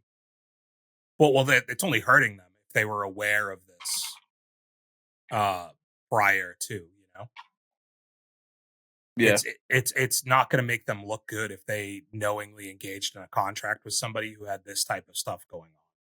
So I don't know if it's doing them any favors by admitting that. I think that somebody, an investigative reporter, talking to people and possibly getting that information. So this probably is going to result in him getting dropped by YouTube too. Yeah, I mean, like, I think it's tough. Like, okay, like, this isn't my opinion, but I just speaking from a legal standpoint, right? Just to have the conversation. Like, I mean, they have a right to uh end agreements with anybody they want to, with contract, like with things that are detrimental to the brand, things like that, right? But he was never legally accused of anything, right? And I think without the actual words that were said being brought to light, is that, I don't know, like, it's fair. Like, I don't want to say it's not fair. And like I said, it's not necessarily my opinion. I'm just out, like, as far as asking the question, like, without anybody reading it, it's all fucking hearsay. And like, he admitted to something, yes, but he also was never legally charged. He was paid out from this company. So they were at fault in some way too, that they felt like they needed to pay I him. think I think they I think the idea of them having to basically pay out him having to sue them to pay out the remainder of his contract, I think leans towards the fact that, whatever happened didn't actually break Twitch's TOS. Yeah, like this might not have been a breach of contract. Yeah. It might not have been Well, noted in the and contract. they were covering their asses because what they did was illegal, right? Like, they were illegally monitoring his direct messages, which I think is against their terms of agreement. Mm. So, like, I'm just saying, like, if you aren't legally being charged with these things, if you never actually did the act, uh, like, I don't know, like they talk about like, they talk about intrusive thoughts, right? Like, you could get really angry and think about fucking hurting somebody, but should you be convicted of the crime without ever actually acting on it, you know? To the point where it loses your jobs and things like that. And again, I understand why all of this is happening, and I think it's justified because he clearly crossed some type of moral line. Yeah, this is more than just a thought. Like he actually engaged in communication for what sounds like an extended period of time. Yeah. And he even said himself that it leaned towards the side of inappropriate. So it's like without knowing the context, it just sounds like it got vulgar at some point Yeah, or was I don't, leaning that side. and I think that this is like the problem for me is I think like everybody at this point, you want to see what was said to Yeah. get the full picture, right? Because what does leaning inappropriately mean? Like, clearly he felt some type of way, like, to say it that way, right? Like, whether it's like commenting on her looks or whatever it was, he felt like it leaned the wrong way. And if it ever does come out, like, that's something he has to get ahead of, I feel like, to say that. But I think I for everybody at this point, and it's like, if Twitch has already exposed all of this stuff, why are we not just putting it out? Because if it's going to result in him already, like, he's already going to lose everything anyways without any of it being definitive, right? It is all just this person saying this person saying that, and he clearly admitted fault. So there is like smoke there, where there's fire, Uh, I don't know. I just think that, like, the same way we're talking about, you immediately like crucify somebody for things. I think that, like, for him to basically lose his entire livelihood, I'd like to see the full picture. I mean, Because at yeah. this point, maybe don't pay him for Twitch. Like, I don't know. Like, so is that the line? Like, do you end your agreement so he has no guaranteed money from Twitch, but he's still allowed to use the platform? Because there's plenty of other bad people. Like, they were talking about this today. He got removed from NBA 2K. He was a playable character in 2K24. Yeah. Mm. You know who else is a playable character in 2K24? Is it Drake? No, Karl Malone. Ah, what'd he do? Karl Malone has a kid with a 17-year had a kid with like a 17-year-old girl in the 90s. Like, he is a known creep, but is still on a video game that this other person who didn't do anything close to that is being removed from. And like, where do we draw the line? There are a lot of fucking shitty people. I talked about this. Josh Giddey just had this whole thing the last NBA season where there was a lot of accusations and there was literal picture proof. And he's 19 or 20, so they draw the line and say it's more justified as opposed to a 40-year-old man, which I totally understand, right? But there's a whole thing in the like with stories right now, like Bill Belichick's fucking 70 and with a 24-year-old girl. The age gap is significantly larger on that, but because she's 24, it's not as much of a conversation point. I understand again legality of it, but like there are just sketchy bad shit that is happening everywhere, and I feel like it doesn't always our reactions don't always match the penalty to it. Yeah, I pulled up this tweet of the 2K stuff, not fully reading what the top tweet said. What does So, it say? uh, so obviously it's a picture of Doc, and then it's a picture of Kobe on the cover of 2K24. It says, "I mean, the guy on the right image was literally accused of rape and settled out of court, and is the cover player. But do you virtue signaling love, saying like they're removing Doc from the game, but leaving Kobe?" And I'm It's not a good look, man. like, no. Like that's messy. And because and that this has been a talking point with Kobe, right? Like he's a hero now. And he did a lot to reshape his life. And I think that like that's the other point of this is like this happened 7 years ago and we should all be given the opportunity to improve ourselves and like to say he might not have like changed who he was and things like that, I think is like tough when you've given Kobe the opportunity, or maybe it's just post-mortem that we've decided to ignore all of these things that were very much in the public eye when they happened. Yeah. There are a lot of bad fucking athletes. Like, correct me if I'm wrong, Tyreek Hill Yep. Assaulted his girlfriend. Yep. And that's like a known thing. I mean, yeah, Kareem Hunt, Ray Rice. Ray Rice is probably Ray Rice is probably the only other one who could have a gripe because he's like, dude, I did something that Kareem Hunt is very much on video doing something the same way, like with video proof. Not nearly like Ray Rice's thing was I vicious. mean, but, I like, will say not even clearly close to the yeah, same the level. But Ray Rice's was like significantly more vicious in the way that it was done. But like Kareem Hunt, I mean, basically just I feel like kicked a woman's ankle. I thought he kicked her when she was down. Yeah, but she was basically just her foot. Like I didn't remember it being her foot. I thought it was like her side or something. But like you're probably right. I'm not saying you're not. But that's still more of an action than intent. right. And it's just funny enough that you said Drake a minute ago, Dante, as another post labeled like "This aged like milk," and it's a FanDuel tweet saying "Certified champion boy, Dr. Disrespect, firm handshakes Drake." Tweets from 2021. Dude, I saw something about Drake on like a TikTok, so not reliable news at all. But there is a 17-year-old girl that is followed by Drake's dad. Not followed by Drake himself. She doesn't follow Drake either. But Drake's dad is the one who follows her. And there's the rumors that like basically like there are people out there that groom on behalf of Drake, and that's how he gets the women. What kind of 17-year-old girl isn't following Drake but is following the dad? Is she following the dad? The dad's following her. You said. That's where it's TikTok, you know. So Yeah.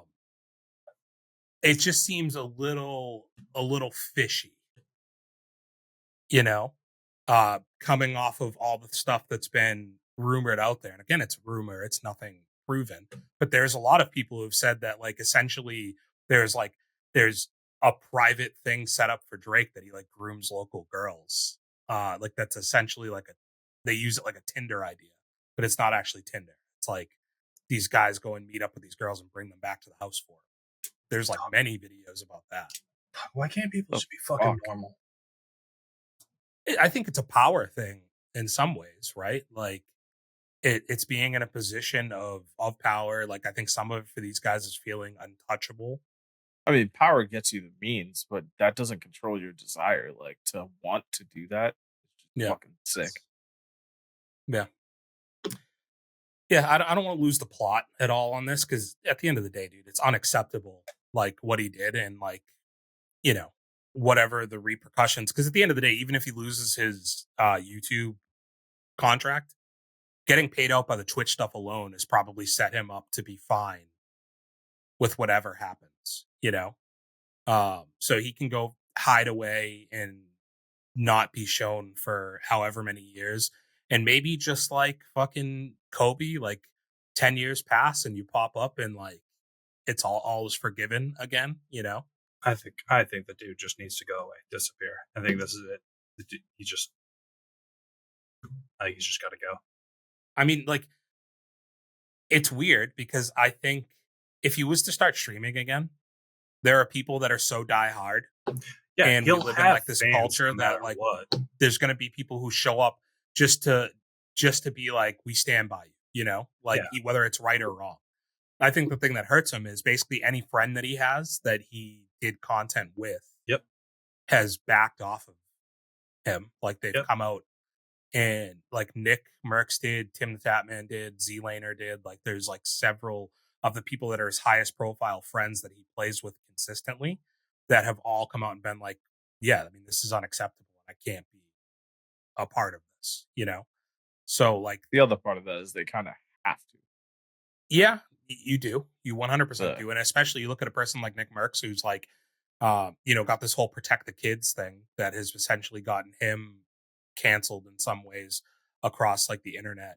mm, To have this stance of protect the kids against like pride and in, you know, like cross dressing and whatever else he's getting, you know, he's saying, to then not have the same stance on a straight male man who's in his 40s doing something like that would be kind of fucking crazy and hypocritical, right? Like, so you have to stay in like a certain line. Um, but even look at like a person like Tim Tatman, I think has a pretty squeaky clean like reputation. Like can't have that associated with them 100%. Yeah, I was watching some of Dr. Lupo yesterday, and dude, he lit into him, and it's like very clear, like ties were cut like so quickly and almost immediately. Well, and especially because all of these guys have the same opportunities, right? Like, a large portion of your fan base is that age group, right?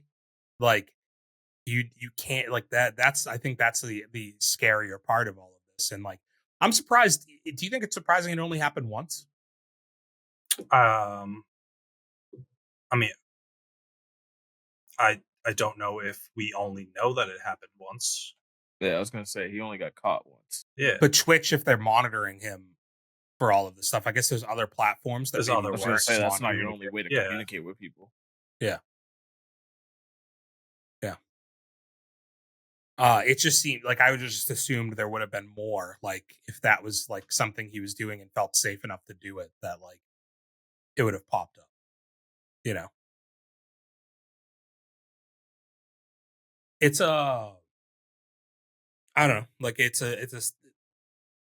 like streamers in general. Like there's a lot of gross stuff that I feel like you hear about, and it's like this is getting as much notoriety because of the how big of a star he is in that world and how established he is for that long. Um, and it scares you to think like the years to come, like more and more of this stuff is going to come out, right? Like that more and more of these people were up to this shit. yeah. It's just like Yeah. the stuff you hear about in Hollywood, you know? I mean, yeah, like I'd say a couple other things have also already come out regarding like the docs situation and like other people. It just wasn't minors. Yeah. Um, I saw one today about a trans girl saying, yeah, transgender streamer with like showing DMs and like proof of them talking, and there's even a picture I think of them at TwitchCon. Yeah. With some and she said that graphic he messaging. had, he had offered to promote like a cam show or something that she does and then pulled out of it basically. Like, I don't know if that was after they met up and then he just like, he used that to leverage them meeting up and then pulled out of it. And you want to be careful with this stuff, just like the Drake stuff, where it's like it's all just like stuff on the internet. Like anybody can doctor fucking text message stuff at this point. A picture of them together doesn't look great, but there's so many meetups and stuff that like you do like a Twitch con that like those things can kind of just be fabricated. But and you're always going to have people now who hop on the trend because even that guy who initially puts all this information out, they go back and look, and it's like he 3 years ago used this exact same MO to promote music that he was putting out. Like, if I get people to buy concert tickets that I'm putting out, I'll release why Dr. Disrespect was banned from Twitch. Like, he was using that as a promotional tactic, which is gross work by itself, you know? I ain't as mad at that. You know what I mean? Like in this day and age, those markets are so oversaturated. Whatever you can do to get ahead. I don't know, dude. I don't know, dude. Like leveraging somebody like creeping on a minor to profit for your music sales. Like, I don't know, dude. Like, I'm not even saying he intended to ever actually put it out. no, he didn't. I'm just saying he didn't put it out for 3 years until 3 years later. He Yeah. just used it as a promotional thing. And that's what I'm saying. That's messy, dude. If And I'm it works. surprised. I'm surprised more wasn't like that went as under noticed as it was at the time because, and that's clearly like, I feel like that's got to have gotten to Doc in some ways. And if you didn't do the things that he knew he had done, he probably would have sued this guy, right? Yeah. Because that's crazy, putting that out there. It's something to keep looking at and monitoring. There's still obviously a lot more stuff to come out and drop in regards to it. It's a sad sight, and like can't happen. You know, you guys want to move on to more light things? Sure. Yeah. Want to tell us about this game you have for us, Dave? Oh, you guys want to play? You guys want to play a game? Let's do it. He's gonna make us mutilate ourselves. Yeah, he sends those Chinese finger traps with blades in them.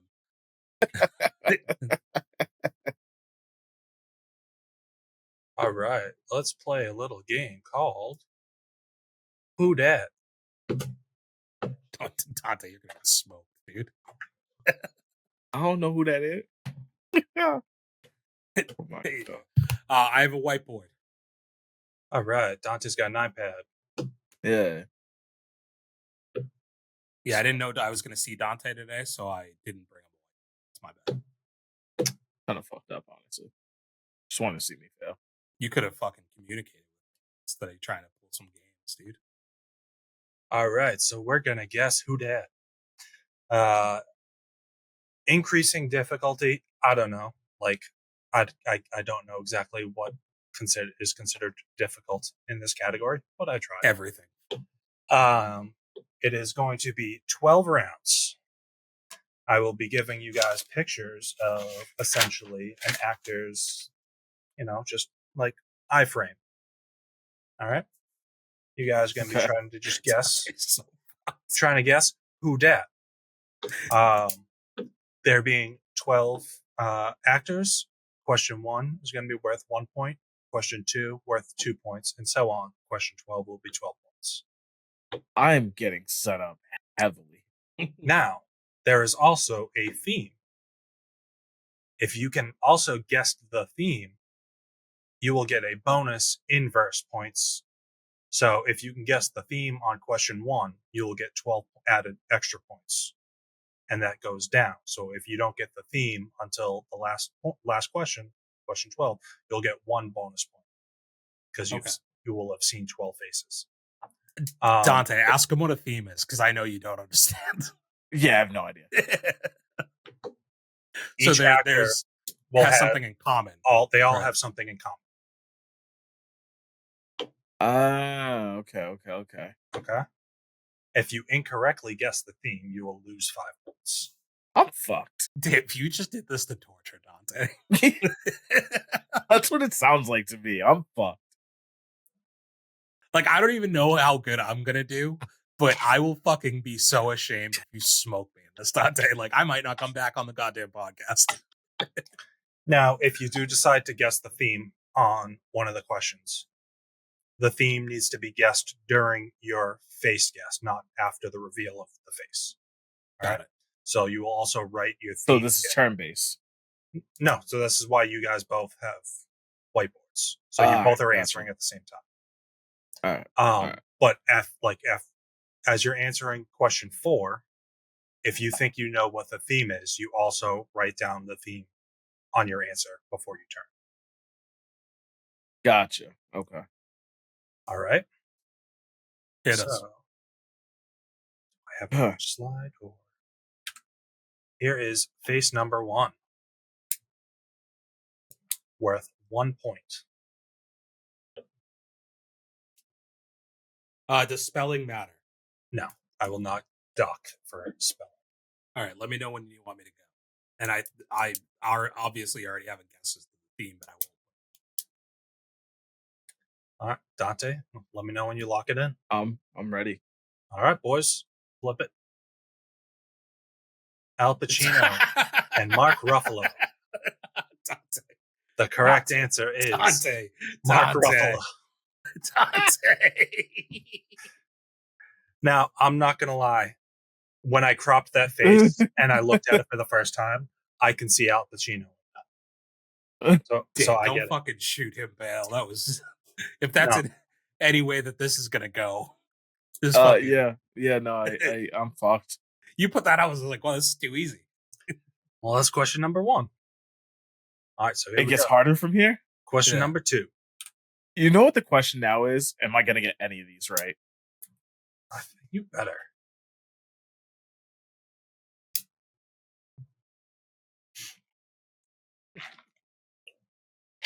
If he didn't get the last one right, he's not getting this right. Oh, you're gonna love this.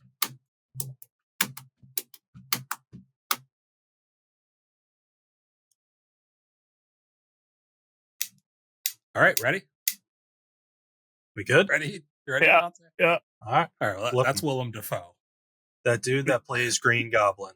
Give him the point. Well, yeah, give him the point. All right. Give him the point, dude. All right. He needs it. You know what? You recognized it. I knew who it was. I just don't know his name. That would be Sir Willem Dafoe. All right. Dafoe. All right. Question number 3. Face number 3. Oh my god, the name is not coming to me. Oh, come on, Dante. I mean, you got points on the board, so you know what. You're only down 1 point. I got nothing right now. dude, I know who it is. I can't pull the name. Dante, you know who it is too. He has been in many a movie. Oh, can I just put his last name? I will allow that. Okay. I don't even got that. You know who he is. Dante, you would have watched a movie this year. Oh, actually, I knew his first name. Fuck. All right, I can write it down. You want me to go? I'm blanking hard. I'm sorry. Yeah, I gotta lose this point. All right. If you're ready to. Yeah, go ahead. Stellan Skarsgård. This is Stellan Skarsgård. Ah, gotcha. I had to remember his son's name to figure out his name. Yeah. Oh, Billy Boy. Yeah. All right, here we go. Face number 4.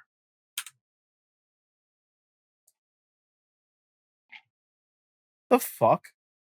My God, why can't I remember his name? I don't even know who that is. You know who he is.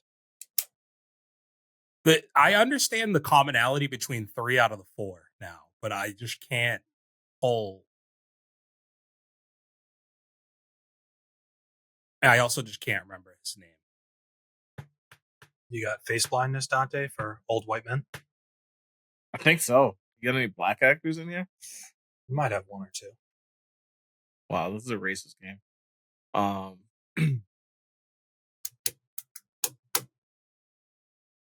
I'm gonna take the L on this one. I do know who he is. I'll just Dante doesn't have any idea, so you want me to just put my answer up?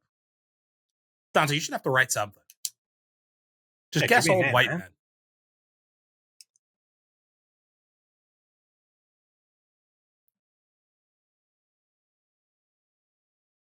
I'm gonna be so mad when you tell me like what, because I just like he for some reason every time I see this guy's face, like I can never pull the name.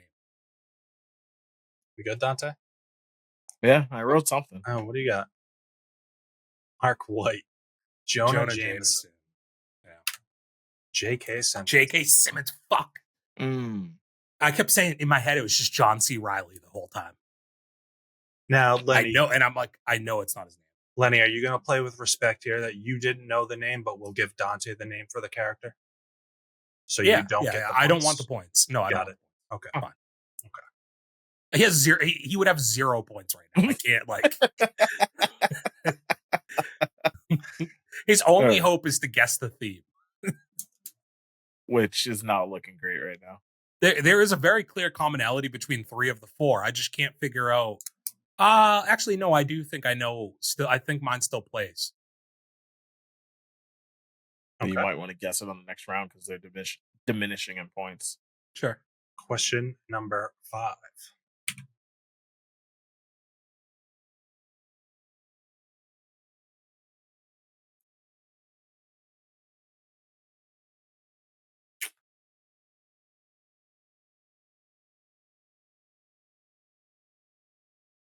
One man right. I ain't getting this one right either. But I'll throw a name out there just so you know you guys got something.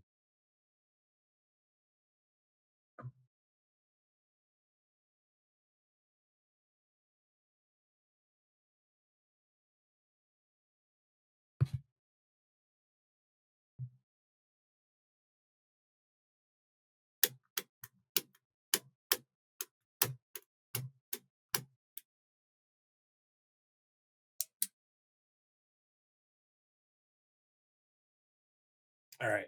I wrote Kirsten Dunst's husband, also Friday Night Lights. This is Jesse Plemons. That's his name. Also watched him this year. Yeah. Yeah. Civil War. Now he also is throwing off my commonality because like the theme thing for me, because I don't remember him in any of these properties. Okay, keep it going. We're moving on. Oh my god, the person I fucking know his name. We're on question number 6. This is falling apart for me, dude. I have no fucking idea. My man.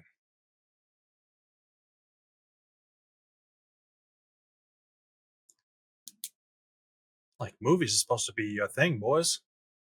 Oh, it's no. His. That's very much Lenny's thing. Not his at all. And like people, like I'm good. Like, dude, I just can't pull names right now. I know exactly who he is. Show on the USA Network, Dante. Does that help you at all? Yeah, I just can't remember his name. I know exactly who it is. Throw us some references. Maybe I don't know who it is. Yeah, okay. He was in that show that had like a real like maybe it was set in the 80s. Work in an office. It feels like it's Suits, but it's not Suits. It looks like they're always in rooms like with cigars. Pass. Throwing me off. You got nothing, Dante? I'm falling apart because he still doesn't. The theme is falling apart. It says John Hamm, aka John Hambone. Fuck. Every single person I'm gonna be like, I know that their name is gonna pop up and be so mad at myself. I never knew his name. Question or face number 7. The fuck?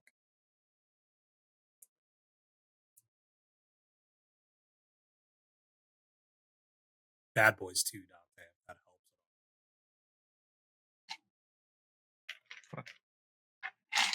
Still doesn't get me a name. All right, I'm gonna just write down the theme, Dave.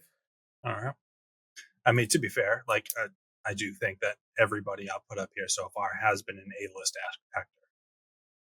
I'm not disagreeing with that. This is probably the least A-list of any of them. What, like, why would we consider him an A-list actor? It's been Granted, a lot. he's just a racist in Bad Boys 2. All right, Dante, you got anything? No. All right, what do you got? All right, smoking. The theme is men. Can't tell me it's not. That is you've not put a woman. No, Dave, you haven't put a woman up yet. This right here is Michael Shannon. If you haven't put a woman up, just because there has been a commonality does not. Whoa! We didn't theme. specify this in the rules. So that's -5 points. It is -5 points. You are right back in this, Dante. Hell yeah! I think you need to be a little more specific with your rules, Dave. I believe the current score right now is 10 points -5. So Lenny has 5 points to Dante's 2. Anybody's game. Right, here we go. Face number 8. Fuck. Oh, woman! You did this intentionally.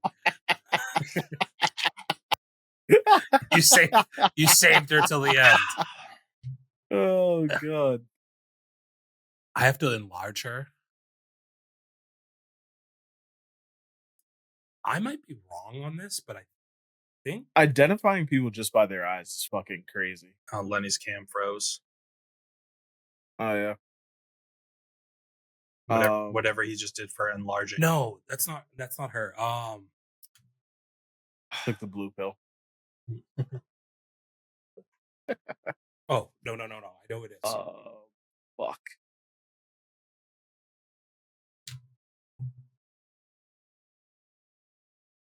The problem is I know you're going to blow this up and I'm going to be like, oh, that chick. But I have no fucking clue right now. I know who it is. All right. That is Brittany Snow. That is Amy Adams. Fuck! Those eyes look very... First, I put Kristen Bell. If you pull up the girl from Pitch Perfect, though, I'm pretty sure that's who it was. I know Brittany Snow. Sure you didn't get the eyes wrong? Back in the, you ever watch Nip Tuck? No, I didn't. But did that show have nudity even though it was on cable TV? No. Oh, thought it did. It was an FX show. All right. Man, Lenny, you're on Yeah, I've gone cold. 5 extra. The problem is that's the first one I've truly gotten wrong. The other ones I just couldn't think of the names. Right, here we go. Number 9.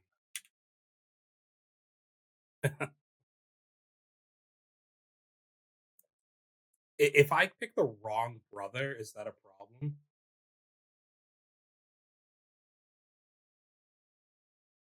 I mean, that statement can go a lot of different ways. Yeah.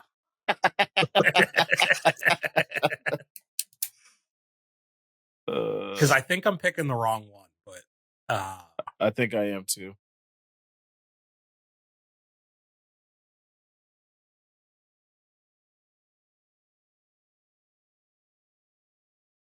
But he had a sitcom. Right, ready, Dante?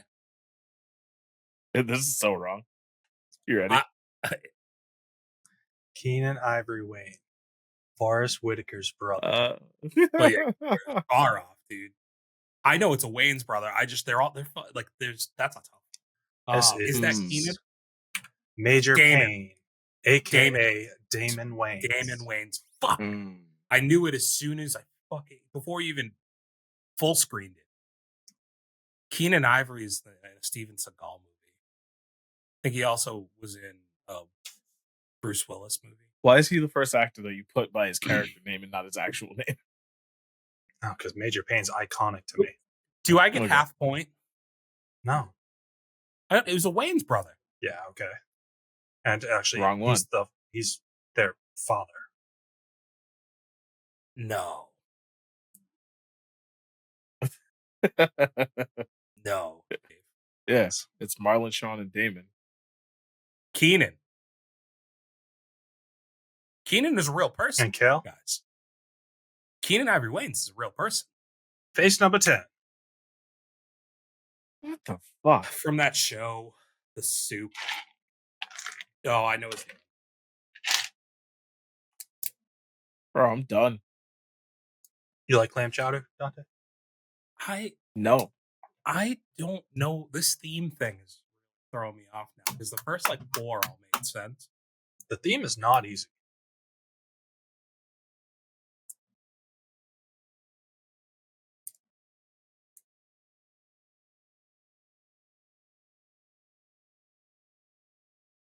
I can't guess a theme or I'll lose. So, no, I will. Yeah.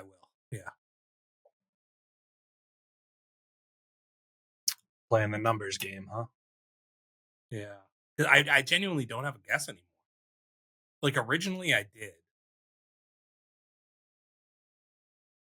You don't know who it is, Dante? No clue. That's Joel McHale. That is, in fact, Joel McHale. Huh. I thought that the theme... This is the last one. That was the last one? No, we got 2 more. Oh, fuck. Okay.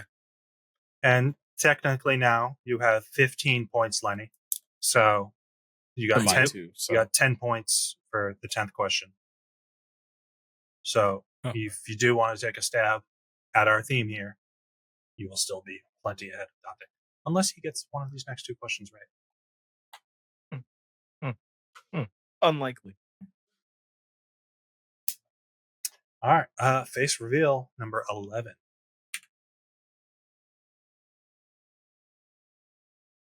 The problem is on my screen, I have a little emblem for enlarging. Can I move that? I can't. It's to enlarge the frame and minimize the frame. It's just dead center of this dude's eyes. Yeah. Take your mouse off of the screen. Oh, good call. This is the first one I genuinely have no guess. This is why we're on the final 2 questions. I know I'm wrong, but I did write something down. Hey, proud of you. No. Who the fuck is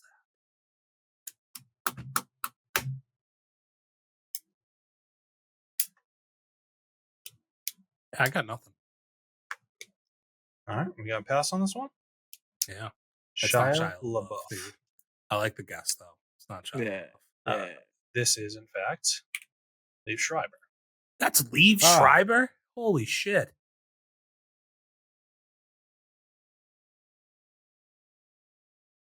And to our final face reveal, number 12.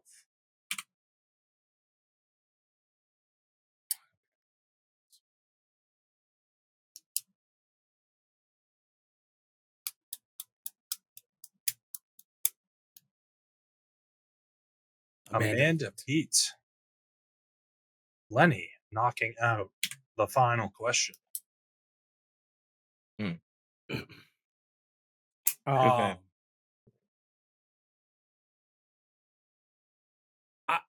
I can't lose, right?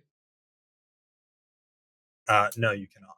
My only guess for the theme was Marvel, but many of these people have taken me off track with it. So that was an intentional red herring for your first 4. Yeah, for the first 4, right? Yeah. Yep. Because then they all trailed away from that. Amy Adams was Marvel, maybe? No, I wanted to put Liev Schreiber then as number 5, but that face was far too difficult to have. Yeah, so that's where it brought me back to Marvel, in all honesty, because I was okay, maybe I'm missing something where these other guys were in Marvel, but I was like Jesse Plemons is a no. John Hamm is a no. I'd be shocked if anybody can figure out the theme of this. This one,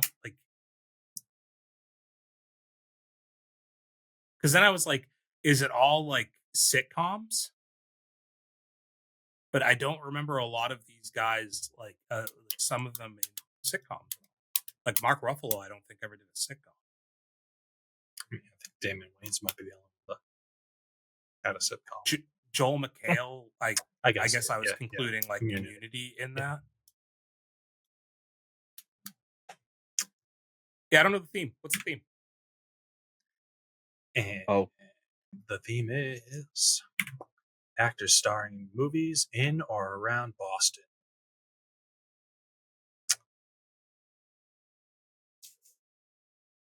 So Spotlight's the only one. The Town, another one. But yeah, those are the only two that stand out to me. So here is your list. Mark Ruffalo starring in Shutter Island and also Spotlight. Willem Dafoe with Boondock Saints. Stellan Good Will Hunting. Skarsgård in Good Will Hunting. J.K. Simmons in Patriots Day. Jesse Plemons in Black Mass. John Hamm in The Town. Nobody saw that movie. Michael Shannon, Knives Out. Amy Adams in The Fighter. Damon Wayans, Celtic Pride. Joel McHale in Ted. Liev Schreiber, I put down for Spotlight. And Amanda Peet in South. Never seen Southie before. Didn't realize Knives Out. Didn't was know they made a movie thing. about Southie. Dude, Donnie Wahlberg, Rose McGowan, Amanda Peet. You got Will Arnett. I promise you, Dante never saw Celtic Pride before. Nope. Black Mass is a movie nobody's ever seen.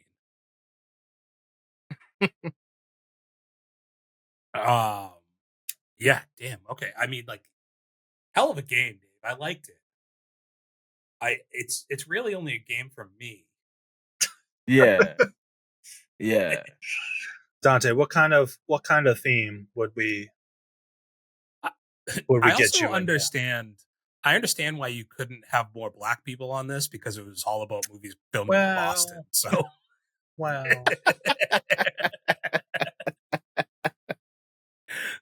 Oh God. Yeah, no, Dante. What theme could we have done? The problem is anything with like naming actors or movies is like I'm going to be at a disadvantage regardless. I think you do music next time, Dave. Okay. That could get tricky too, though. What if he did? I'm still not great with names. What if he did animated characters? Fucking animated characters do I know? What animated characters do you know? If you ran through like there's a ton of Disney and Nickelodeon shit that like I'm sure. Ah, okay. Fuck, did you think I meant? Okay. Well, that was a dominant victory for me. Thank God. That was my reputation on the line. And I still don't think I did a great job of it. I didn't make you fight for it. Came out of that 27 points to 2. Technically the 2 points. I didn't even name the person.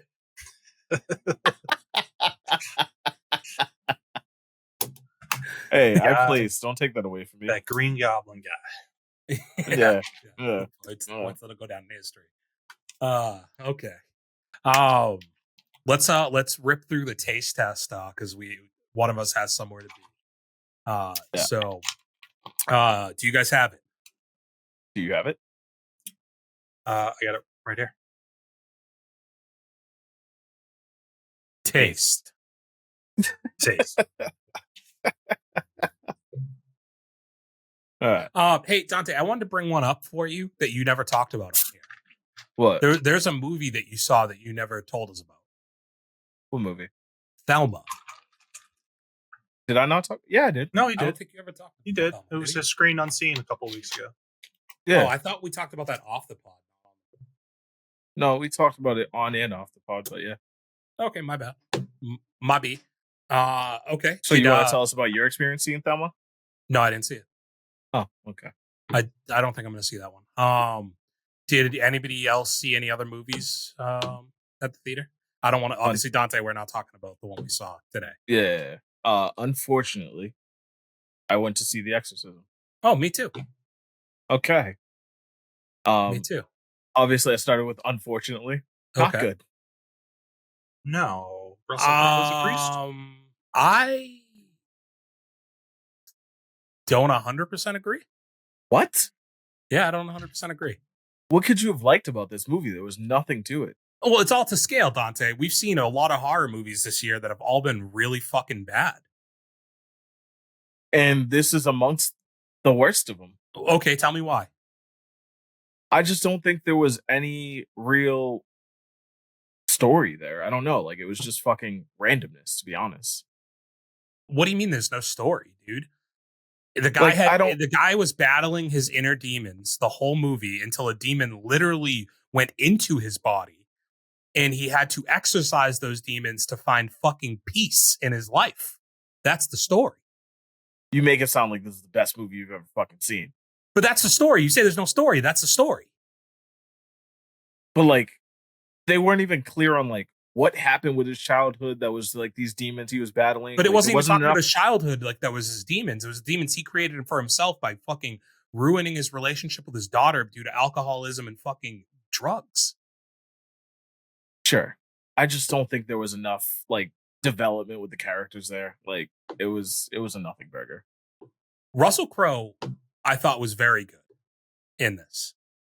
I thought it had more tension and not like scariness, but like for the horror movies that I've seen this year, I felt more out of this for horror than I have through almost any other horror movie that's come out this Are year. you talking about like the fear? Like just like yeah, like the like maybe uneasiness or whatever. Yeah, like maybe like jump scares. And like this is a genre movie I've generally said I don't like possession movies. I don't either. I only went to see it because you said you were going to see it. So I came out of this being like, I didn't hate it. You don't like possession movies? No. Scary Movie 2 didn't do it to you? Probably one of the better ones. Yeah. I think you are being unfair to this in some ways. So I need to know your rankings, Dante, because we have, like I said, quite a few horror movies on this. And I will be generally upset with you if you have this behind some of the other horror movies we've seen. So the thing is, I actually forgot to rank it because that's how little of an impression it left on me. But we're gonna do this in real time. Give me a second here. How about you tell the people where yours landed so far? 23rd. 23rd out of 36. 36? Yeah, I haven't added 37. Ah, gotcha. I'm sorry, give me a second here. Hey, D-Ray's following me. Thanks, bro. Yeah, I gotcha. That just happened in real time, you know?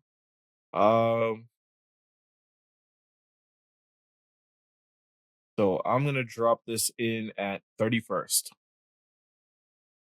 Right behind Immaculate and ahead of The Strangers. I have this in front of Immaculate. I have this in front of The Strangers, in front of First Omen, and in front of The Watchers.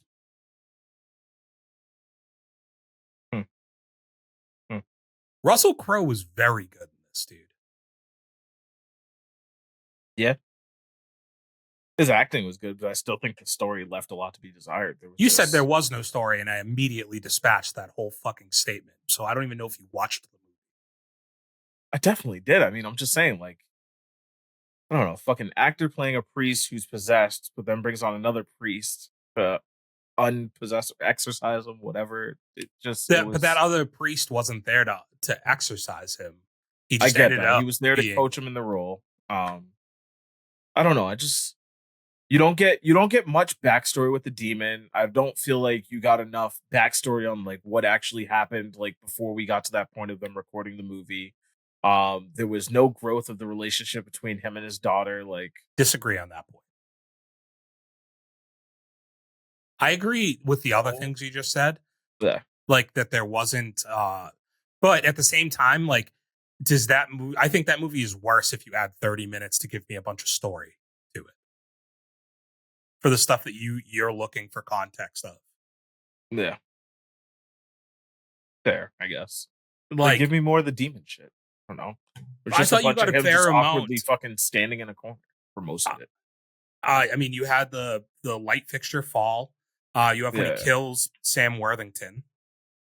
When he pulled him through the mirror, right? Yeah, that was pretty good. That was the scene in the house where he fucking body slams his daughter. You have when he's on set and does the whole like backbending shit.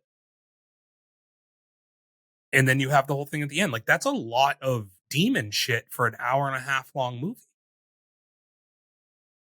I guess I don't know. I'm still unsure of what part of it bothered me. Maybe the fact that it was all between two settings, two very small settings, by the way. But I don't know. It's just it left a lot to be desired for me. You're entitled to your opinion.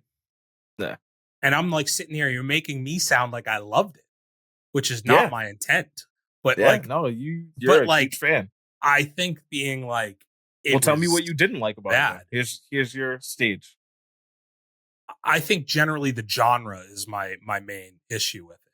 Like it's not a genre I'm overly fond of. And I think that's why I went in with low expectations. And I was like, oh, like Russell Crowe did really well in this. And like, I liked the scene in like the cold room at the end. I do wish that maybe there was a little bit more in that climax between them. But at the same time, that was foreshadowing because they had set up that whole thing that he had done earlier in the movie with him not being able to say the lines that he needed to say because he couldn't find the meaning behind it. And he was able to recite them with the passion that he did to expel the demon because he had the meaning. He had the reason. I thought he couldn't say the lines because he was already possessed. No.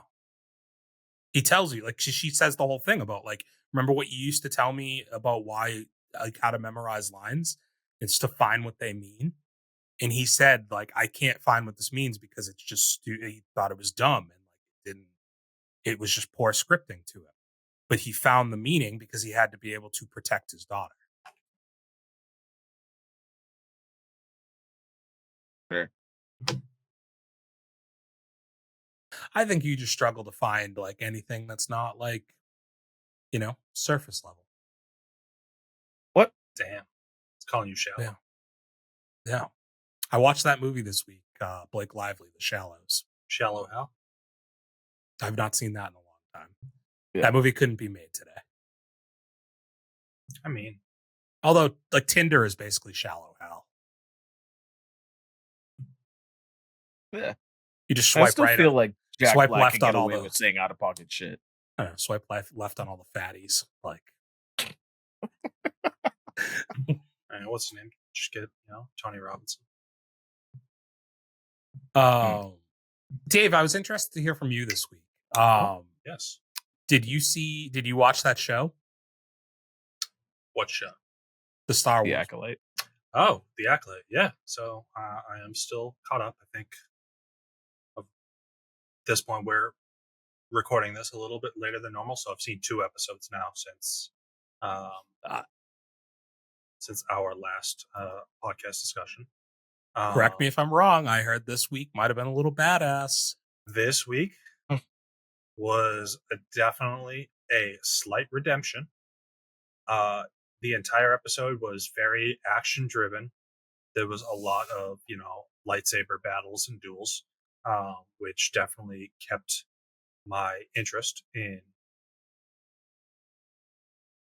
awesome fighting, some pretty good choreography from the fighting.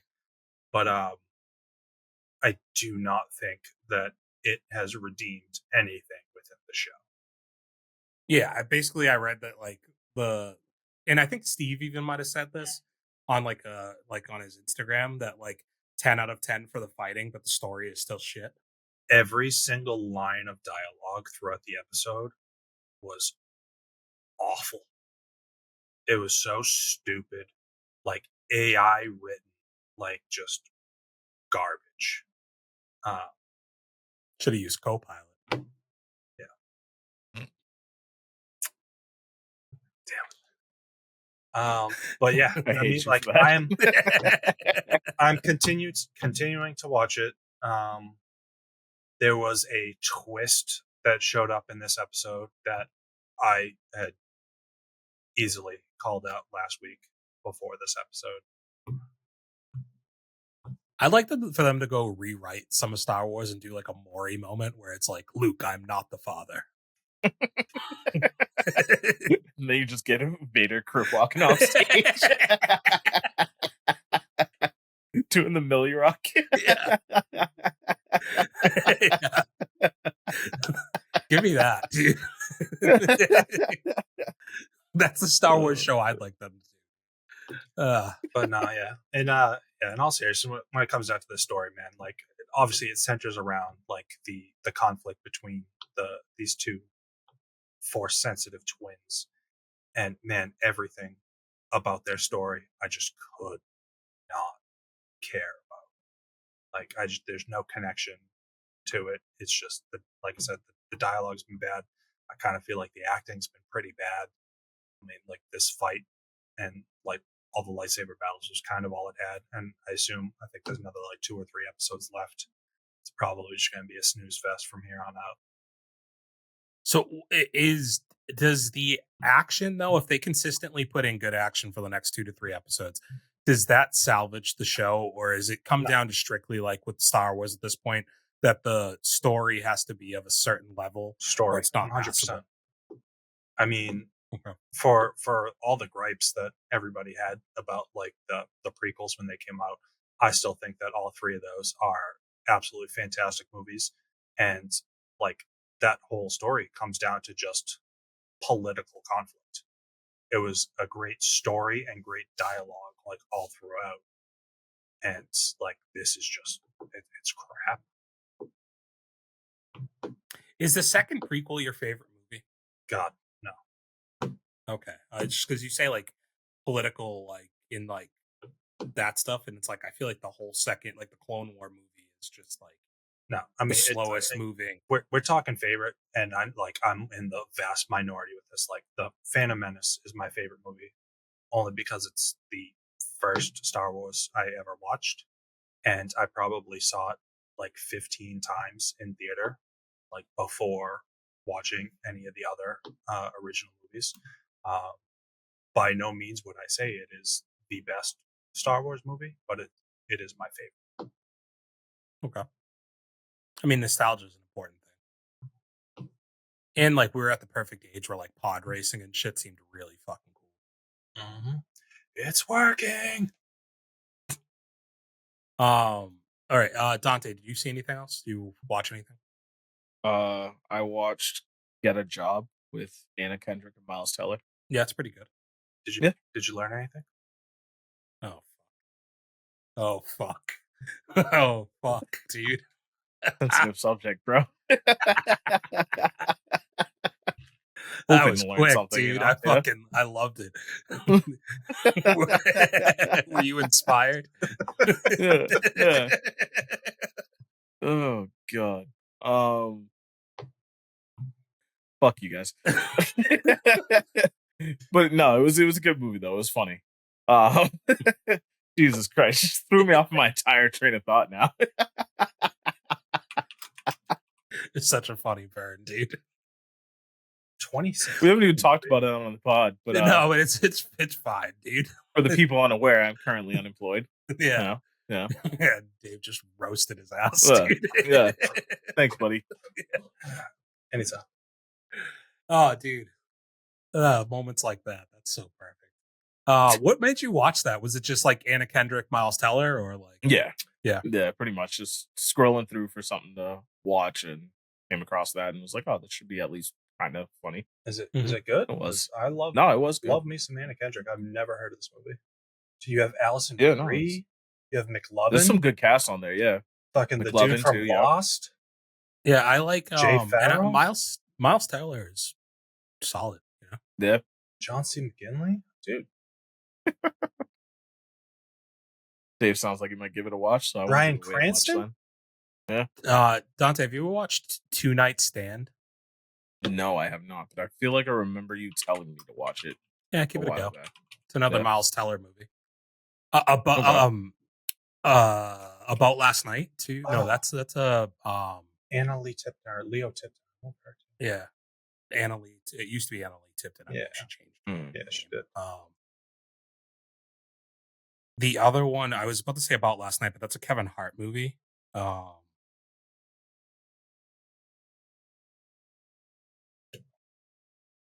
That awkward moment. I always say to watch that.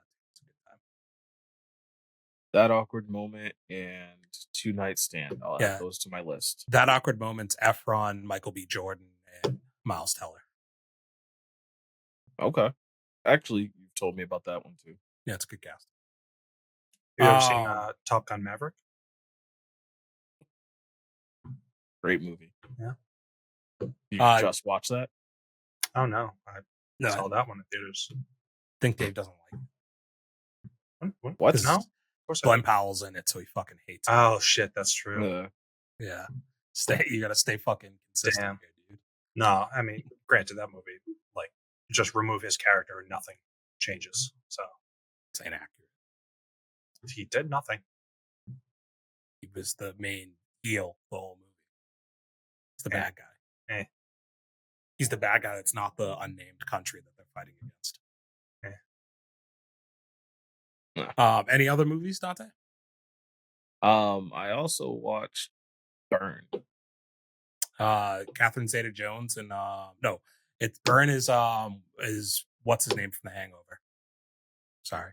Josh right? Hutcherson. Ken Jeong. Oh no, that's the one I told you about? No, I don't know if you told me about it. Burn is the gas station movie? Yeah. Yeah, I did. Have you watched taste test. I did taste test for it like 3 weeks ago. Oh, okay. I forgot about that. I was thinking Burn is that movie about the kitchen. But yeah, okay, you watched. You know the one I'm talking about? Yeah, with Bradley Cooper. Bradley Cooper, yeah. Yeah. But yeah, you watched Burn. That's the one. That's the one we never talked about it. I talked about it. Actually, no. Now I remember you talking about it because you said we don't talk about guys getting R-worded enough. yeah. And in that movie, Josh Hutcherson gets R-worded. Well, attempted R-worded. And I was like, damn, I forgot to bring that up on there. It's a very weird movie, but it's fucking. It is. It's pretty good though, right? Like, it's very weirdly good. Yeah, like that girl actor that plays like the one that's like off, like she's really fucking good. Yeah, I thought that movie was like surprisingly enjoyable. Yeah. That's in the depths of Amazon Prime, Dave. If you ever want to check it out, called Burn. All right. It's a movie like that Josh Hutcherson is just randomly in. Hey, it's one of his better ones because that man kind of gives off the vibe that he'll take anything. He didn't take her.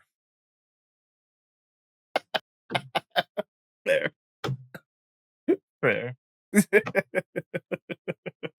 To give some insight, Dave, into the R wording, she just pumps him full of like gas station like arousal like pills. Yeah.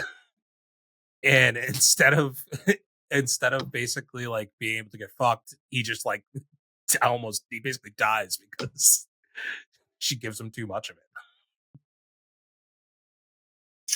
it. It's quite the scene, dude. It's quite the scene to watch. Yeah.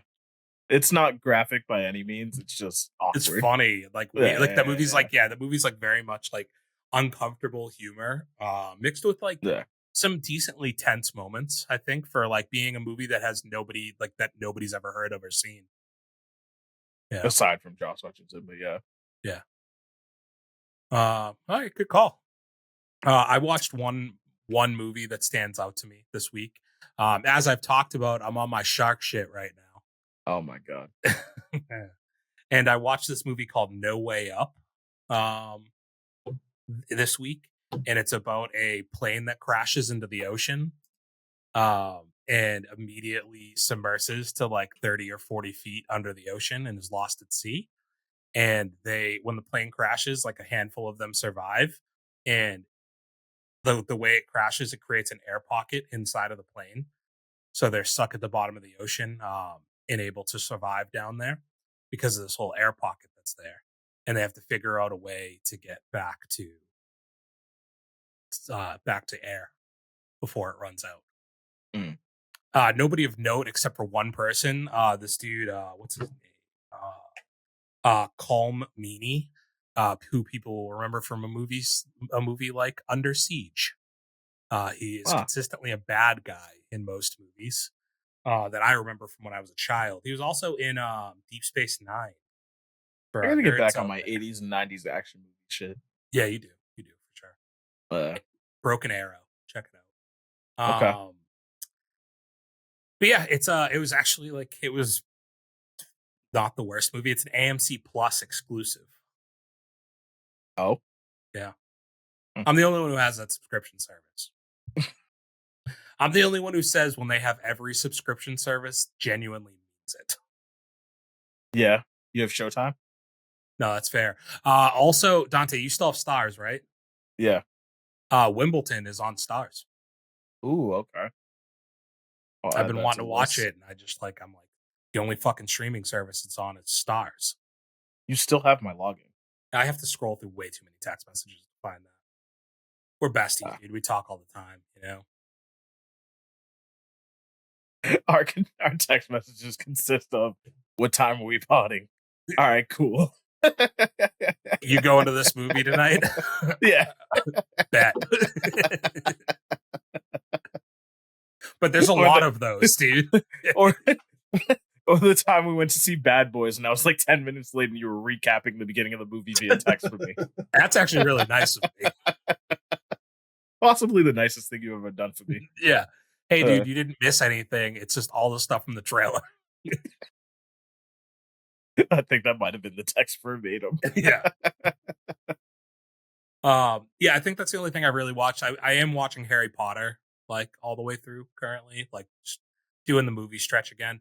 They announced like the directors and stuff for the upcoming Harry Potter TV show that they're going to be working. Have they? Yeah. Nobody who stands out.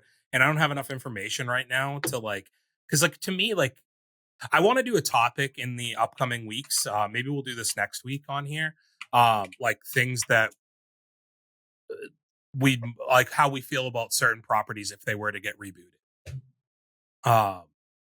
And like I don't Didn't want we to do get that? no, I want to like think about the actual TV shows and movies that we want to like talk about. Like we might it's probably come up because things get rebooted so much that like me and you I think have probably talked about it on here at some point, Dante, but I want to go through some Yeah. specific titles. But with Harry Potter, I'm just struggling with interest on a TV show because if you don't have the original people attached to it and you're not redoing the show, I don't know. Like the only spinoff I want at this point from Harry Potter is the Cursed Child. Like if they were to make the Cursed Child into a movie or a TV show, I'd be sold because you'd have a reason to bring back Harry, Hermione, and Ron because they're very much involved in that story. Are we trying to get them back as adults or like That recast as if like yes. younger? so in actors? the Cursed Child, they would be they are adults.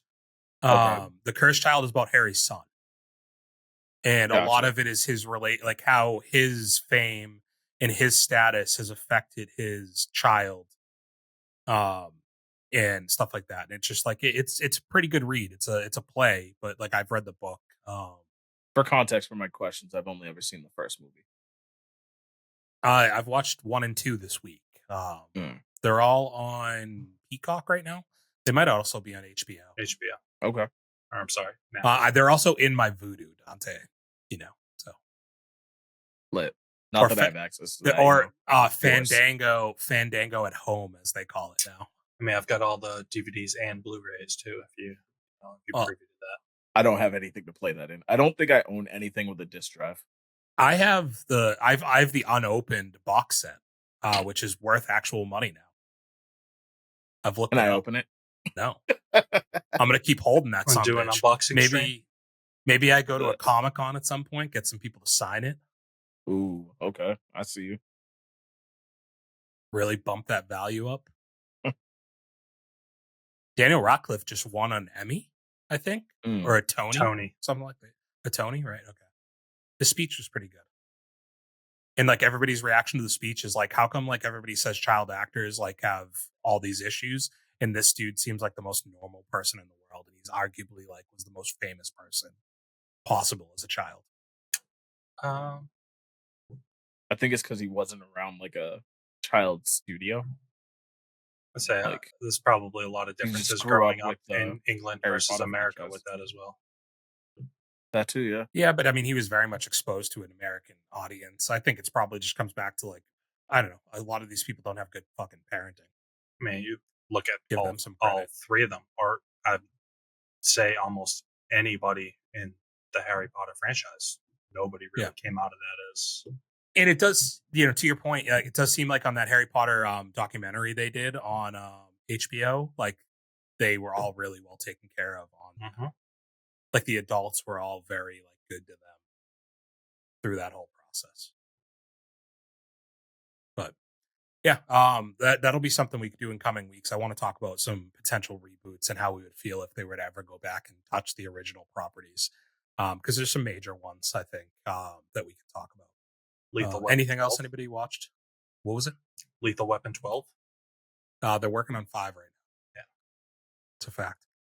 We're looking too far to the future. Anybody else watch anything? That's it. It was a quiet week for me. Foreshadowing for the beginning of this podcast that we are going to record at a different time. It's a quiet place for all of us. What are you talking about at a different time? We did it just before this. Yeah. Wardrobe change. Yeah, we got to actually stay consistent on that front, huh? Fuck. Yeah. We'll watch this. Cool. If there's nothing else we got to talk about, guys, it's been a pleasure having you all here. If you could, as always, we are searching for sponsors. Dell, HP, Lenovo, Acer, Asus. I think there's a couple additional spots open up at Midnight Society, Turtle Beach, NBA 2K, Mountain Dew Gamer. If you guys are looking for somebody, hit us, hit our line. But in order for that to happen, everybody out there, you do need to like the video, drop some comments down below. Definitely subscribe. Subscribe. I dropped the mixtape. Today, Junior. And hit the notification bell up above. That's no, that's all right. That's perfect. Great. That's honestly great. All right, let's sign it. We love you. Bid you follow adieu. Peace out. Peace. Dante. Bad. Peace, geek. For those with good taste.